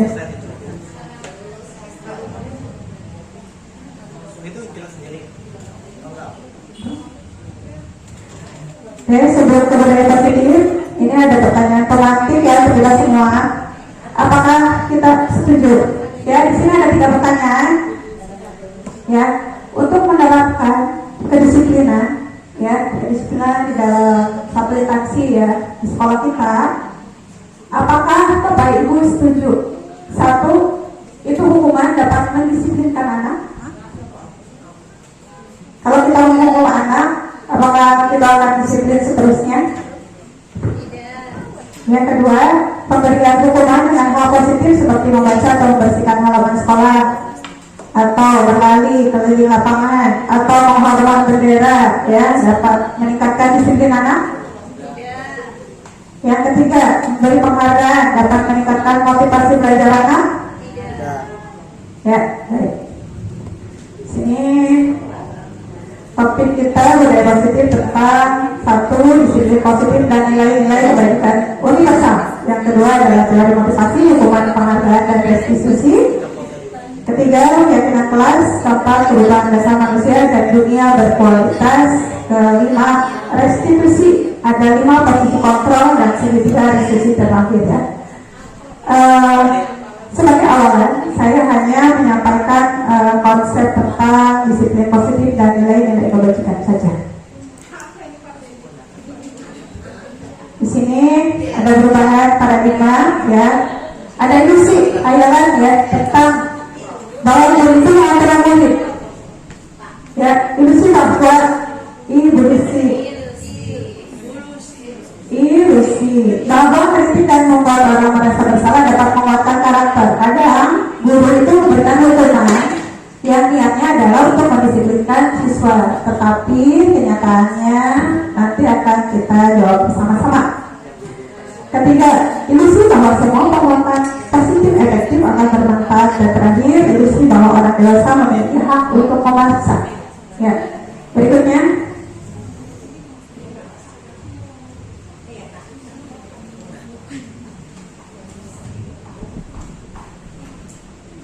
Berikutnya adalah di sini ya, teori-teori disiplin positif. Di sini saya gambarkan apakah makna disiplin. Makna disiplin ini berasal dari bahasa Latin yang artinya belajar. Makna asal dari kata berkonotasi dengan disiplin diri dari murid-murid. Disiplin diri membuat orang menggali potensinya menuju sebuah hubungan dan nilai yang baik. Namun dalam budaya kita, makna kata disiplin telah berubah menjadi sesuatu yang dilakukan seorang pada orang lain untuk mendapatkan kepatuhan. Kecenderungan umum adalah menghubungkan kata disiplin dengan ketidaknyaman, bukan dengan apa yang kita hargai atau pencapaian suatu tujuan mulia. Menurut Ki Dewantara mereka, artinya tidak hanya terlepas dari perintah, akan tetapi juga cakap buat pemerintah diri sendiri. Di sini inti dari budaya positif. Budaya positif di sini ya, nilai-nilai kebaikan universal. Nilai-nilai kebaikan adalah sifat-sifat positif manusia yang merupakan tujuan mulia yang dicapai setiap individu. Nilai-nilai tersebut bersifat universal dan lintas bahasa. Pertama, setiap perilaku atau perbuatan pasti memiliki suatu tujuan. Ini adalah teori dari William Glasser.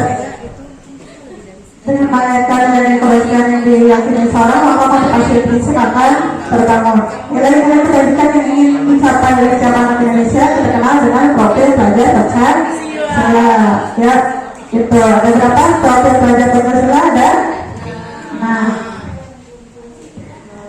untuk berikutnya instalasi konsep teori motivasi untuk mengangkat penghargaan restitusi ini akan disampaikan oleh Paling School, ya. Karena untuk sesi kedua ini kita berkolaborasi bertiga, ya. Untuk itu dipersilakan Paling School. Terima kasih Bapak Ibu guru semuanya, masih tetap semangat dalam sesi kedua ini. Nah, di sini saya melanjutkan dari yang tadi sudah dijelaskan oleh Ibu Lucy. Di sini saya berbagi tentang eksplorasi konsep pembelajaran teori motivasi, hukuman dan penghargaan serta restitusi secara umum saja. Nah, Bapak Ibu semuanya, apa sih tentang teori motivasi? Nah, di sini ada gambaran singkatnya bahwa dalam motivasi itu dalam perilaku manusia yang pertama, satu, untuk menghindari ketidaknyamanan atau hukuman. Ya, jadi motivasi itu yang pertama yaitu untuk menghindari ketidaknyamanan atau hukuman. Ini adalah motivasi eksternal.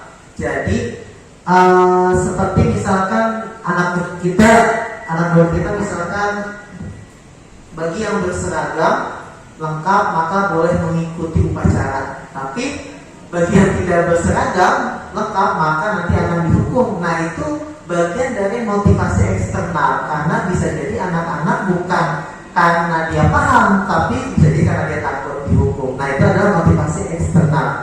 Lalu apalagi? Nah, ada lagi motivasi eksternal itu yaitu untuk mendapatkan imbalan dari orang lain. Nah, apa maksudnya di sini?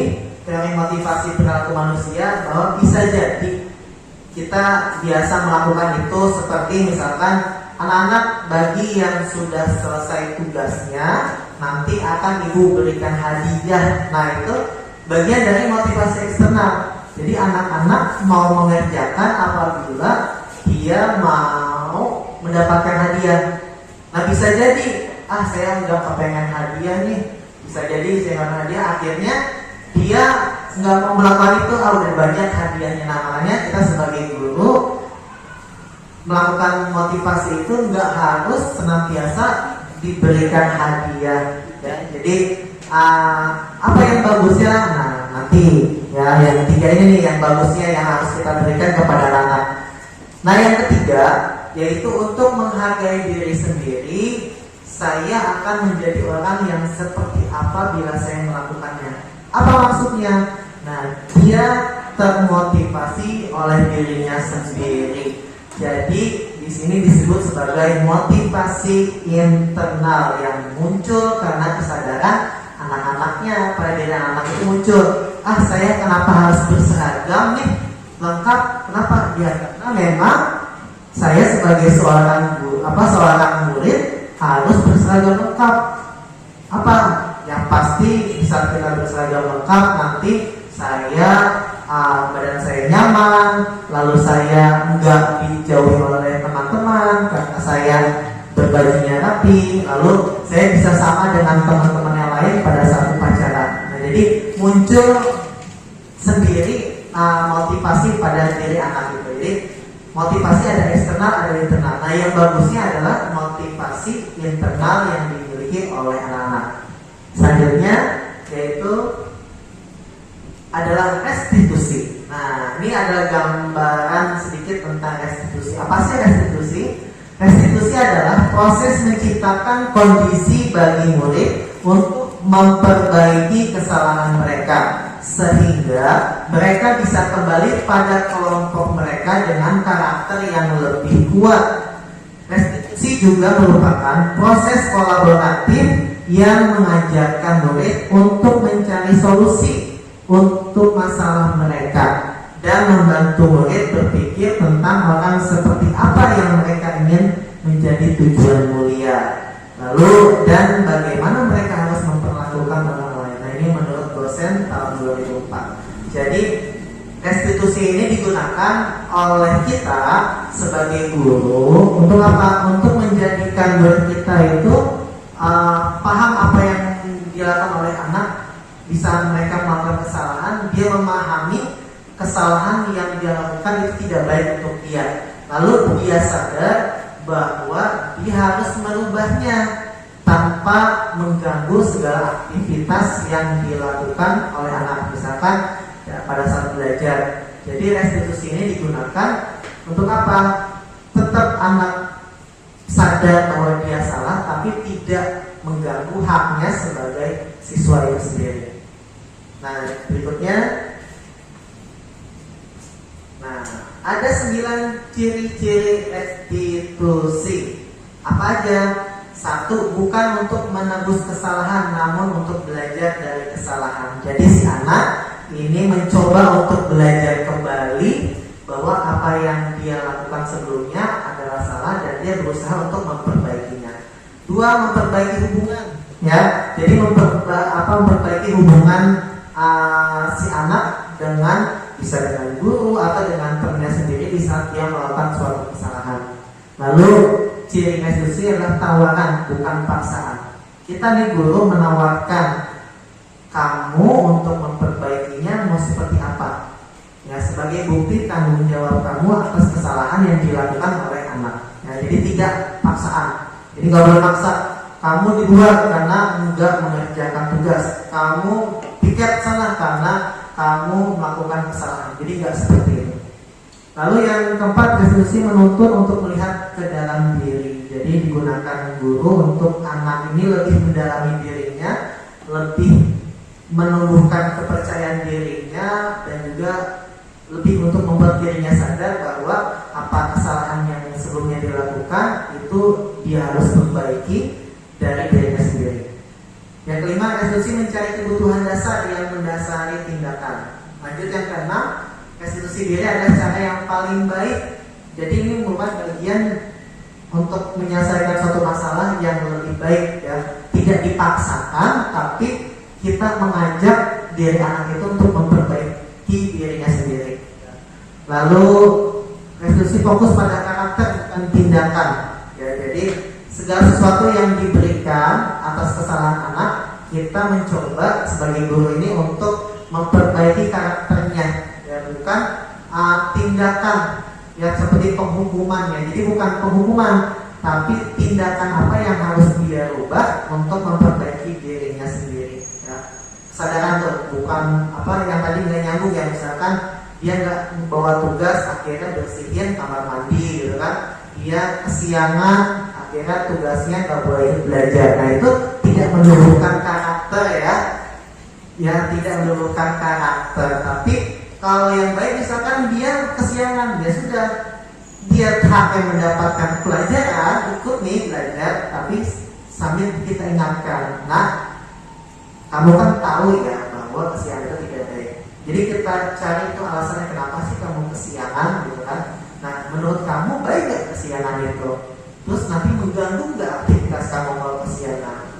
Lalu setelah itu, nah sekarang apa yang akan kamu lakukan nih untuk melakukan perubahan yang tadi kamu kesiangan, besok biar tidak kesiangan, gimana caranya biar tidak kesiangan? Nah, jadi anak diajak berpikir untuk memperbaiki diri sendiri. Jadi kalau misalkan tindakan kan dihukum tuh, bisa dihukum kan nanti gak nyambung, kesiangan, gak masuk kelas, berarti dia udah kesiangan dari rumah lalu gak belajar. Akhirnya dia selama di sekolah tidak mendapatkan haknya untuk mendapatkan pendidikan. Nah yang ke-8, restitusi fokus pada solusi. Jadi yang kita cari solusinya, bukan dampaknya, bukan biar anak ini timbul perasaan bahwa dia itu bersalah. Jadi kadang kita itu menumbuhkan biar dia sadar atas kesalahannya gitu. Nah itu salah ya. Jadi seharusnya solusinya nih supaya biar dia nggak kesiangan lagi, berarti apa yang harus diperbaikinya. Bukan kalau saya sendiri kadang suka lupa gitu ya. Ya udah kalau nggak ngerjain PR di luar saja gitu kan. Akhirnya niat saya itu intinya bahwa anak itu supaya sadar itu dia kesiangan loh gitu kan. Nah, sebenarnya itu salah ya.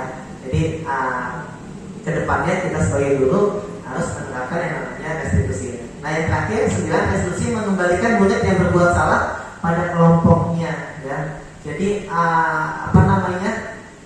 walaupun dia salah gitu kan, akhirnya dia mau mencoba berubah dan dia sadar, tetap haknya dia itu kembali kepada kelompoknya teman-temannya. Jadi nggak dipisahkan tuh, walaupun dia bersalah gitu kan. Nah dia mencoba untuk sadar atas kesalahannya dan sadar ke depannya dia nggak akan mengulanginya lagi. tetap hak dia adalah kumpul dengan teman-temannya, belajar, bermain gitu kan. Jadi kita nggak boleh memaksakan bahwa dia harus keluar dari kelompoknya. Apabila kita melakukan itu sebagai guru, berarti kita telah merenggut hak anak untuk mengikuti pendidikan di sekolah atau di tempat di kelas kita yang diajarkan. Nah itu untuk 9 ciri restitusi. Nah dari sini, dari restitusi ini, apa nih yang bisa menumbuhkan kesadaran anak-anak buat dia patuh dengan aturan, biar dia tidak melakukan kesalahan, atau bisa mengingatkan anak itu bahwa oh ternyata saya itu melakukan kesalahan ya, oh saya harus seperti apa nih. Nah di sini ada yang namanya keyakinan kelas. Nah keyakinan kelas ini hampir mirip-mirip dengan peraturan kelas ya, Bapak Ibu guru semuanya. Kita suka buat tuh peraturan kelas. Misalkan dilarang buang sampah sembarangan, dilarang, dan dilarang ya kan, dilarang berantem, dilarang mencontek, gitu. Itu adalah peraturan kelas. Nah, di sini keyakinan kelas hampir mirip, tapi gampangnya itu dia apa ya, mengajak sadar sih menurut saya. Jadi kalimatnya itu intinya itu seperti dilarang, cuma kalimatnya bukan dilarang, tapi mengajak anak itu untuk sadar bahwa perbuatan itu tidak baik. Apa aja contohnya? Nah di sini, nah mengapa tidak peraturan saja gitu kan? Mengapa harus keyakinan? Yang pertama yaitu contohnya mengapa kita memiliki peraturan harus menggunakan helm bila mengendarai kendaraan roda 2? Ada pertanyaan ya. Mengapa kita memiliki peraturan 3M, menggunakan masker, mencuci tangan, dan menjaga jarak? Lalu mengapa kita memiliki peraturan harus datang tepat waktu pada saat mengikuti pelatihan? Nah, untuk mendukung motivasi ini, kembali ke nilai-nilai keyakinan ya, bahwa misalkan yang pertama, mengapa kita harus memiliki peraturan harus menggunakan helm? Jadi keyakinan bahwa menggunakan helm itu adalah kebaikan untuk dirinya. Jadi bukan karena peraturannya, tapi dengan memakai helm dia bisa selamat dari kecelakaan.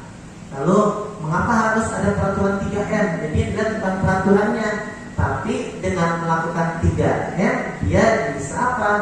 Dia bisa sehat, terhindar dari penyakit, lalu tubuhnya bersih, gitu kan? Nah itu bagian dari restitusi atau keyakinan kelas. Nah hasil dari bahasanya lingkaran apa sih, lingkaran apa ya, disebutnya apa sih Bu Lucy? Lingkaran pengaruhnya ya Bu. Nah jadi lingkaran pengaruh itu kalau peraturan kelas itu kecil lingkaran pengaruhnya gitu kan.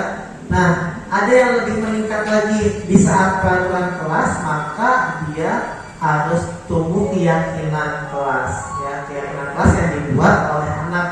Biasanya saya sih belum menerapkan ya, tapi insya Allah kedepannya mau menerapkan keyakinan kelas. Dimulai dari peraturan yang ada, kan anak-anak taunya peraturan tuh.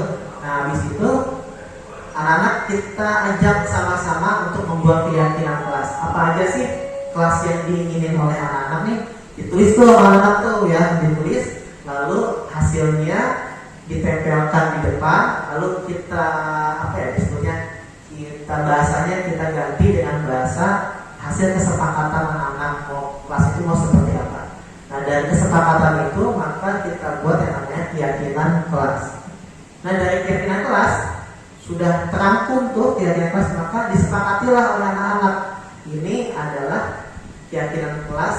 Misalkan saya kelas 5A, berarti ini adalah keyakinan kelas 5A. Berarti kita harus mengikuti menjalankan keyakinan kelas yang sudah kita sepakati bersama. Nah itu bagian. Nah dari keyakinan kelas itu nanti akan menumbuhkan lingkungan yang positif ya di kelas kita khususnya gitu kan. Dari lingkungan yang positif maka akan tersebar ke sekolah yang nantinya akan menjadikan budaya positif. Setiap kelas menerapkan keyakinan kelas 1, 2, 3 sampai kelas 6, maka nanti sekolahnya ini nanti akan memiliki budaya positif. Hasil dari keyakinan kelas yang dibuat oleh masing-masing kelas. Nah itu ini contoh kesepakatan kelas tadi ya, datang tepat waktu, mengucapkan salam, berdoa sebelum. Nah ini kesepakatan kelas ya yang biasa yang kita buat. Nah di sini ada tentang sih pendalamannya? Ini tidak saya bahas ya, karena sebenarnya sih pendalaman ini apa namanya, misalkan tentang hormat menghormati guru. Kenapa alasannya? Jadi pendalaman ini adalah alasan-alasan kenapa harus hormat dengan guru, kenapa kita harus melakukan pekerjaan atau tugas, kenapa kita ingin diterima dan dimiliki, kenapa kita harus berbuat baik, kenapa kita harus selalu tersenyum. Nah itu pendalamannya. Selanjutnya, nah ini contoh ya, tentang pendalamannya. Contoh misalkan kelas hormat, tampaknya datang tepat waktu, ya tidak tampaknya yaitu sering hadir terlambat, menyapa teman dan guru setiap hari, tak acuh kepada teman dan guru. Jadi ada yang terlihat, ada yang harus dilakukan, ada yang tidak terus dilakukan. Jadi kenapa sih harus menyapa? Ya, supaya kita tidak melakukan yang tidak tampak, yaitu tidak boleh acuh kepada teman dan guru. Nah ini contohnya ya. Nah ini contohnya, ada peraturan dan keadaan kelas. Peraturan kelas selalu kembalikan buku ke tempatnya. Keadaan kelasnya itu tanggung jawab. Jadi sifatnya luas ya, keadaan kelas itu sifatnya luas. Bisa jadi misalkan menaruh sapu pada tempatnya gitu kan, berarti dia tanggung jawab setelah tiket naruh lagi di tempatnya sapunya. Buku cerita yang dibaca ditaruh lagi di tempatnya ya. Nah itu contohnya ya. Nah ini apa sih perubahan yang terjadi setelah melakukan kegiatan kelas? Nah ini ada pengaruhnya ya. Ini tambahan ya, bahwa setiap yang dilakukan guru itu akan berdampak ya, terutama tentang penghargaan ya, sebuah penghargaan. Jadi biasanya anak itu melakukan sesuatu itu ada penghargaannya. Nah, di sini ada pengaruhnya nih ya, semuanya ada 8 kalau salah. Yang pertama pengaruh jangka pendek dan jangka panjang ya. Jadi memberikan penghargaan ini memiliki dampaknya baik jangka pendek maupun jangka panjang. Nah, dan apalagi, nah biasanya kalau dihukum oleh penghargaan, biasanya anak dikasih penghargaan, maka dampaknya apa? Penghargaan menurunkan kualitas. Jadi anak itu dalam menjalankan sesuatu itu malah menurunkan kualitas dia, bahwa dia itu harus bertanggung jawab. Nah ini tindakan guru ya. Contohnya mencatat 100 kali, ini adalah hukuman ya. Lari mengenal lapangan, ini hukuman. Ini biasa sering kita lakukan ya, Bapak Ibu semuanya. Nah yang ini apa beda hukuman dengan konsekuensi? Ini hukuman sesuatu yang menyakitkan harus terjadi, konsekuensi sesuatu yang harus terjadi. Jadi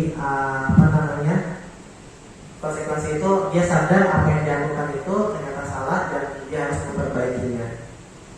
Dan apalagi kalau hukuman itu paksaan ya, kalau konsekuensi itu stimulus dan tanggapan. Nah ini nanti saja. Nah yang berikutnya kebutuhan dasar manusia dan dunia. Nah kebutuhan dasar kita tahu nih ya, kebutuhan dasar kasih sayang, rasa diterima, penguasaan, kesenangan dan kebebasan. Penjelasannya ada di mana? Nah penjelasannya itu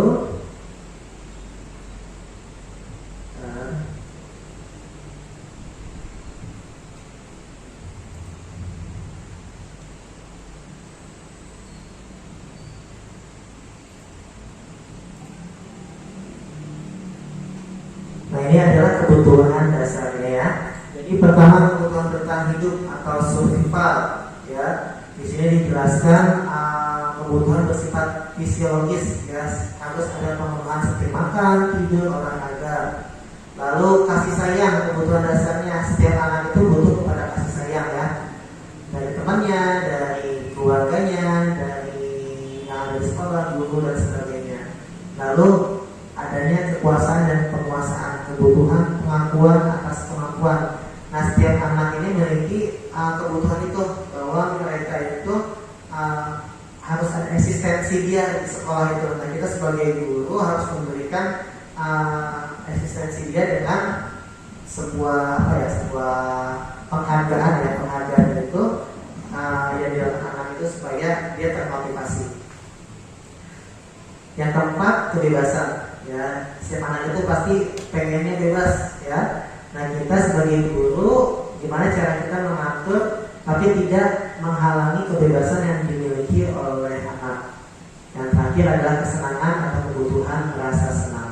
Jadi anak itu senang, ya, diajak bercanda, diajak berkawan, terus pembelajaran yang bermakna. Mungkin itu aja dari saya.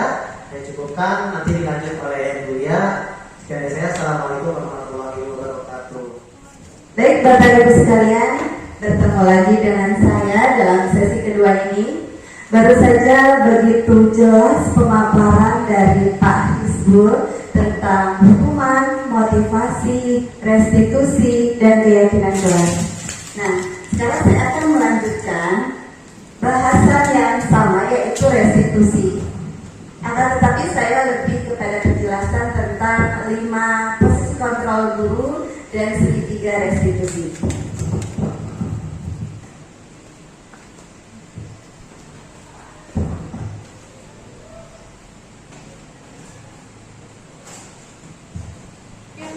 Ya, seperti tadi sudah dipaparkan bahwa restitusi ini dapat membantu murid menjadi lebih memiliki tujuan, disiplin positif, dan memulihkan dirinya setelah berbuat salah.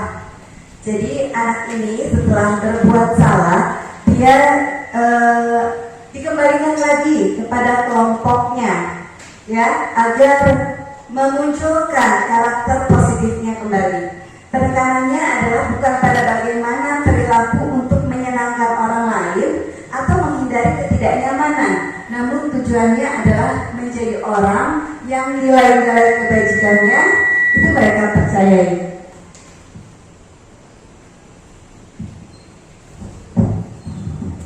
Menurut teori kontrol dari Dr. William Glasser yang kemudian oleh Diane Gosen dirangkum menjadi 5 posisi kontrol guru.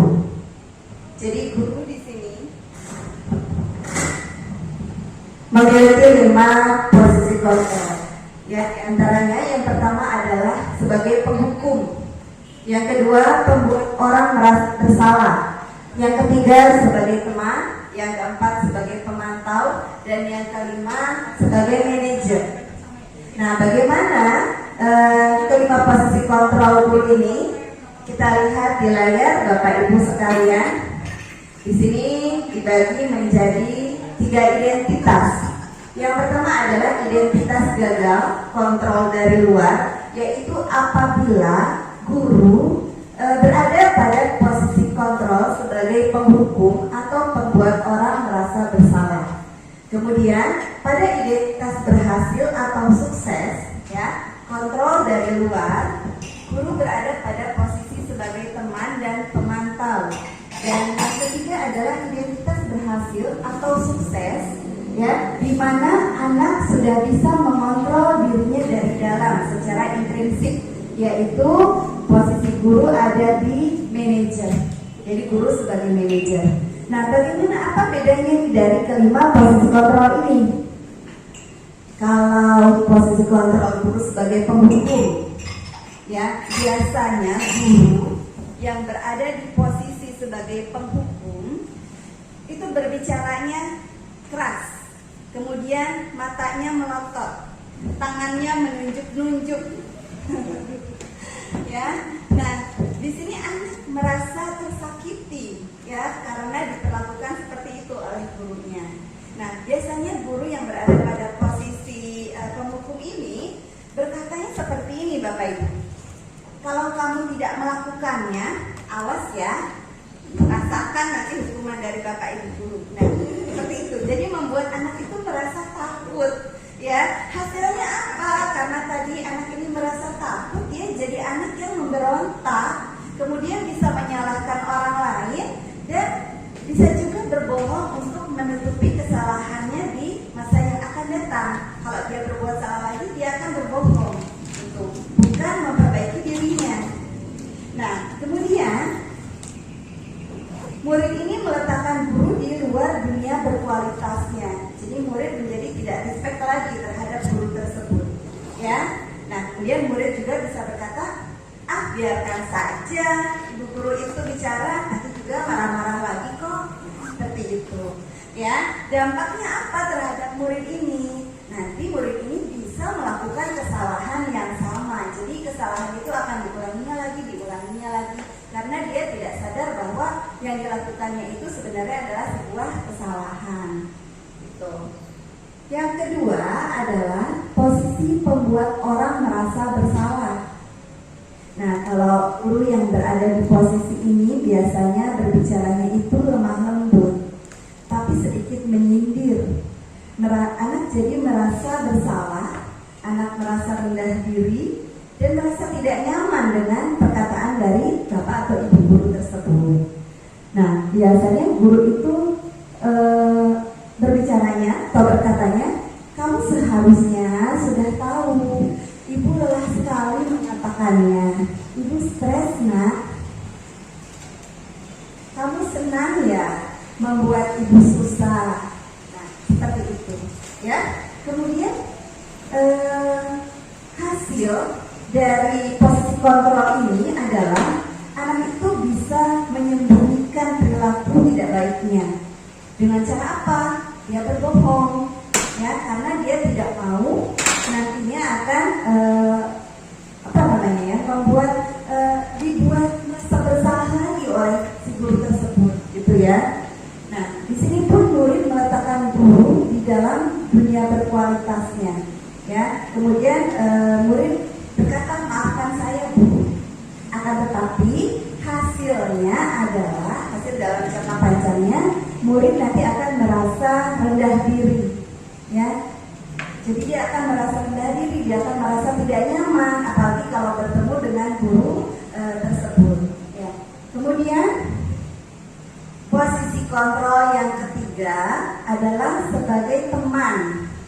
Nah, biasanya guru yang berada di posisi ini, gurunya itu bersikapnya santai, ya. Kemudian dalam menyikapi perilaku muridnya itu sambil berkata dengan kata-kata yang sifatnya bercanda, ya, sambil ketawa-ketawa, membuat alasan-alasan untuk muridnya. Contohnya seperti apa nih kata-kata gurunya? Misalnya, ayolah nak, lakukan ini demi ibu. Masa kamu tidak mau? Ibu kan juga pernah membantu kamu, nak. Nah, seperti itu. Nah, hasilnya ini nanti anak akan ketergantungan terhadap guru tersebut, ya. Kemudian di sini kaitannya dengan dunia berkualitas, murid meletakkan guru sebagai orang yang sangat penting di dunia berkualitasnya. Akan tetapi hanya pada guru-guru tertentu saja, belum tentu dengan guru-guru yang lainnya itu sama. Lalu murid dapat berkata, saya pikir bapak itu teman saya, ternyata begitu. Nah, ketika murid itu merasa kecewa, dia akan menyampaikannya kepada bapak ibu guru itu tadi, ya. Nah, apa dampaknya pada posisi kontrol ini? Murid menjadi lemah, tidak mandiri dan tergantung. Lalu posisi kontrol yang keempat adalah sebagai pemantau. Yang dilakukan oleh guru di sini adalah biasanya guru menghitung-hitung, mengukur, kemudian guru itu selalu berpatokan kepada peraturannya, kemudian dipantau gerak-gerik anak tersebut. Nah, guru selalu berkata, apa peraturannya di sekolah kita? Seperti itu. Nah, hasilnya memang murid bisa menyesuaikan diri, ya, akan tetapi bila diawasi saja. Kalau tidak diawasi, nah. Lanjut, kaitannya dengan dunia berkualitas, murid meletakkan guru, peraturan, dan hukum di dunia berkualitas. Dan hasil atau dampak yang akan terjadi pada murid apabila guru berada di posisi pemantau adalah menitik beratkan pada sanksi atau hadiah untuk dirinya. Jadi di sini masih dalam ruang lingkup motivasi ekstrinsik, gitu. gitu ya. Jadi murid ini takut diberikan sanksi atau melakukan sesuatu hal itu karena ingin dipuji, ingin mendapatkan hadiah. Nah, yang paling baik adalah posisi guru sebagai manajer. Karena dengan guru berada pada posisi sebagai manajer, nanti siswa akan dapat menghargai dirinya sendiri. Ya, guru yang berada di posisi ini tidak akan menghukum siswa, tapi akan membuat siswa senyaman mungkin. Kemudian juga akan berusaha memberikan penawaran agar menyelesaikan permasalahan yang sedang terjadi, gitu ya. Kemudian juga siswa dikembalikan lagi kepada kelompoknya agar siswa ini sudah sudah terbentuk karakter baiknya sehingga tidak ada pengulangan kesalahan lagi. Nah, biasanya guru yang ada di posisi manajer akan berkata, apa yang kita yakini, apa yang bisa kamu kerjakan untuk memperbaiki masalah ini. Nah, hal ini bisa menguatkan pribadi anak. Ya, hasilnya atau dampaknya adalah siswa yang tadi melakukan kesalahan akan bisa mengevaluasi dirinya. Ya, dia akan berpikir bagaimana cara memperbaiki diri saya agar saya tidak melakukan kesalahan lagi. Nah, seperti itu Bapak Ibu, 5 posisi kontrol guru.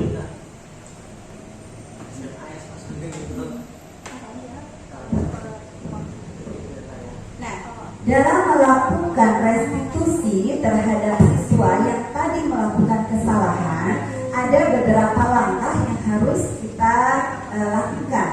Ya, sini ada 3 langkah restitusi, yaitu yang pertama menstabilkan identitas, yang kedua validasi tindakan yang salah, dan yang ketiga adalah menanyakan keyakinan.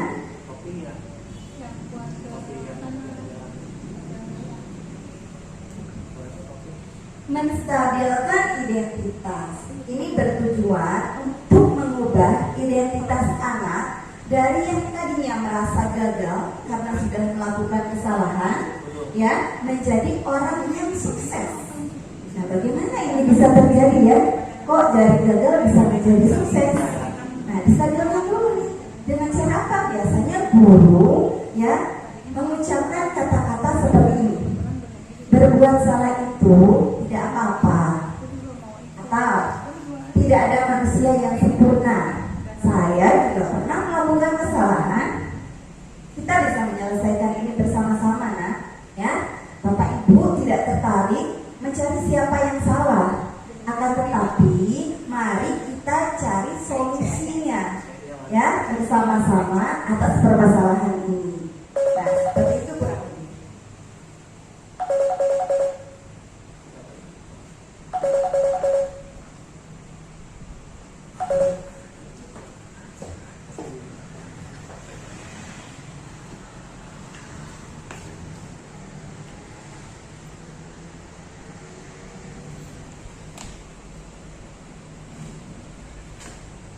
Ya, langkah yang kedua adalah validasi tindakan yang salah.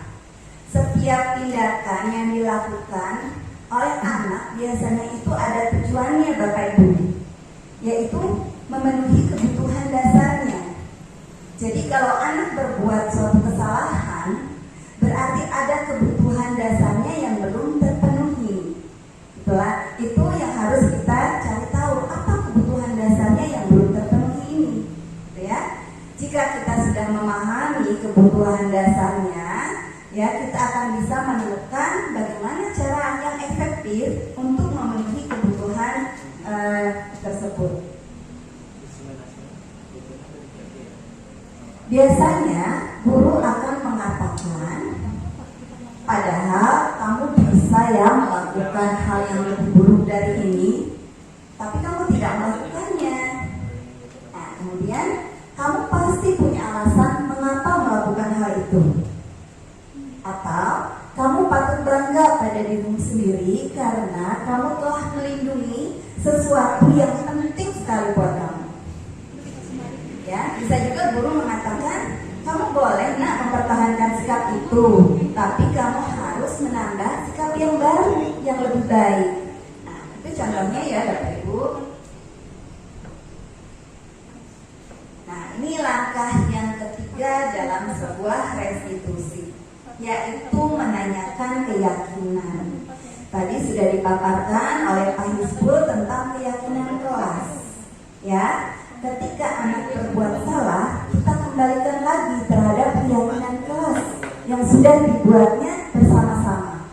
Ya, ketika identitas sukses telah tercapai pada langkah 1 tadi, dan tingkah laku yang salah telah divalidasi pada langkah yang kedua, maka anak akan siap untuk dihubungkan dengan nilai-nilai yang dia percaya dan berpindah menjadi orang yang dia inginkan.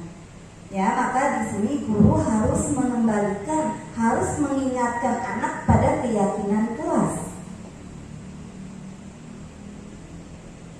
Pertanyaan seperti apa yang biasanya dikatakan oleh guru?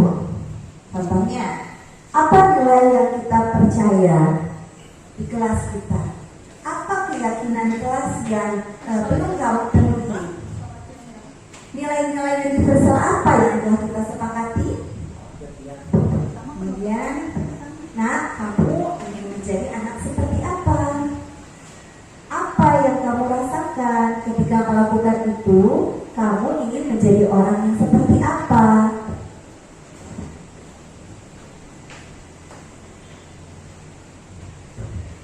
Ya, baik Bapak Ibu, kurang lebih seperti itu ya pemaparan saya tentang 5 posisi kontrol guru dan segitiga restriksi.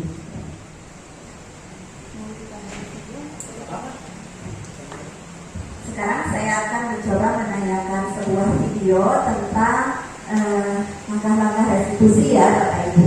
Ini menarik sekali untuk disimak.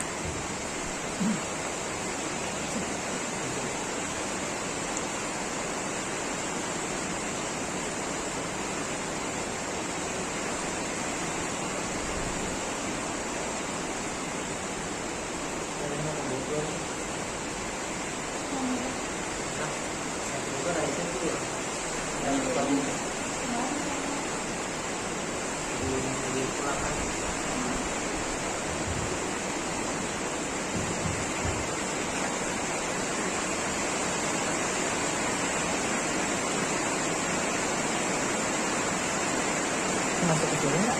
Soalnya enggak ya?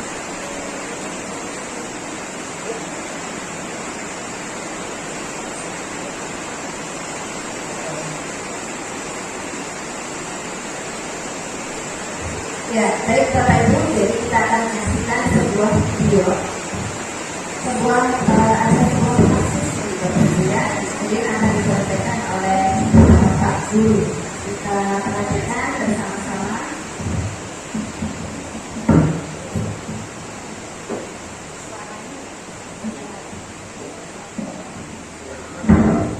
Suaranya masih belum terdengar. Masa aku juga kayak di konfliknya Pak? Ya aku marah lah. Aku balik ke mereka di depan kelas. Kesel banget. Oh begitu. Ya pasti kamu marah dan kesal. Bapak juga akan marah apabila ada yang menyuruh Bapak seperti itu. Nah, ini ada di rangka mencerminkan identitas. Pada saat itu kamu mau melakukan apa? Ya saya harus memakai mereka lah Pak. Kesel banget. Saya bilang Kemudian validasi tindakan yang salah dari Oh begitu. Pasti kamu melakukan seperti itu karena suatu alasan tertentu kan? iya lah. Masa saya diam saja Pak? Ya saya bela diri lah. Masa saya dituduh tukang fitnah? Ya wajarnya mempertahankan agama itu sesuatu yang penting buat kamu. Untuk kamu tidak bertindak lebih kegagalan hanya meminta-minta. Iya Pak. Untung saya masih bersabar dan hanya meminta saja. Sudah gemes padahal. yang awalnya siswa ini emosi Ya, pasti ya. dengan adanya validasi tindakan yang salah, akhirnya anak ini mulai menyadari bahwa memang dia berbuat salah. Tidak berbuat lebih parah lagi. Iya. Nah, sekarang coba kita lihat lagi tindakan kamu yang mentak-mentak Eka di kelas.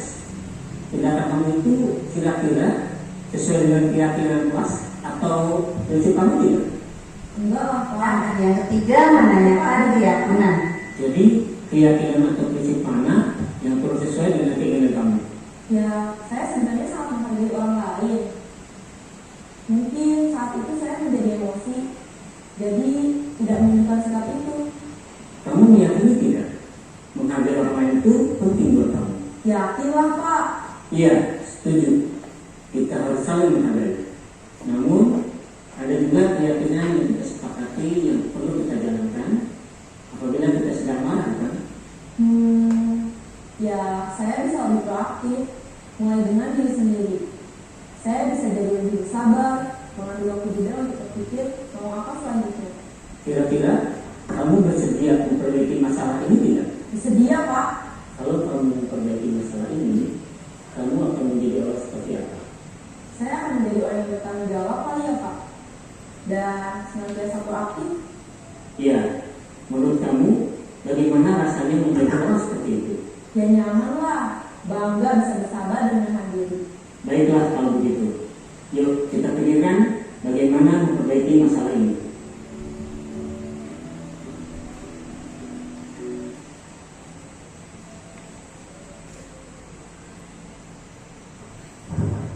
Ya, bagaimana Bapak dan Ibu? Menarik bukan? Langkah-langkah dalam segitiga restitusi ini bisa kita lakukan dalam keseharian kita, ya, untuk menumbuhkan budaya positif terhadap anak-anak didik kita, sehingga nantinya anak-anak didik kita akan memiliki nilai-nilai yang positif, karakter yang positif yang sesuai dengan profil pelajar Pancasila. Cukup sekian pemaparan dari saya, Bapak dan Ibu sekalian. Semoga bisa bermanfaat. Terima kasih atas segala perhatiannya. Wabillahi taufiq wal hidayah. Wassalamualaikum warahmatullahi wabarakatuh. Waalaikumsalam warahmatullahi wabarakatuh. Salam guru gerak, salam bahagia. Guru gerak Indonesia maju. Saya lihat ini ya. Dan saya Rizky Jati. Kami ucapkan terima kasih atas perhatian dan partisipasi dari Bapak Ibu semua. Demikianlah diseminasi pendidikan yang bergerak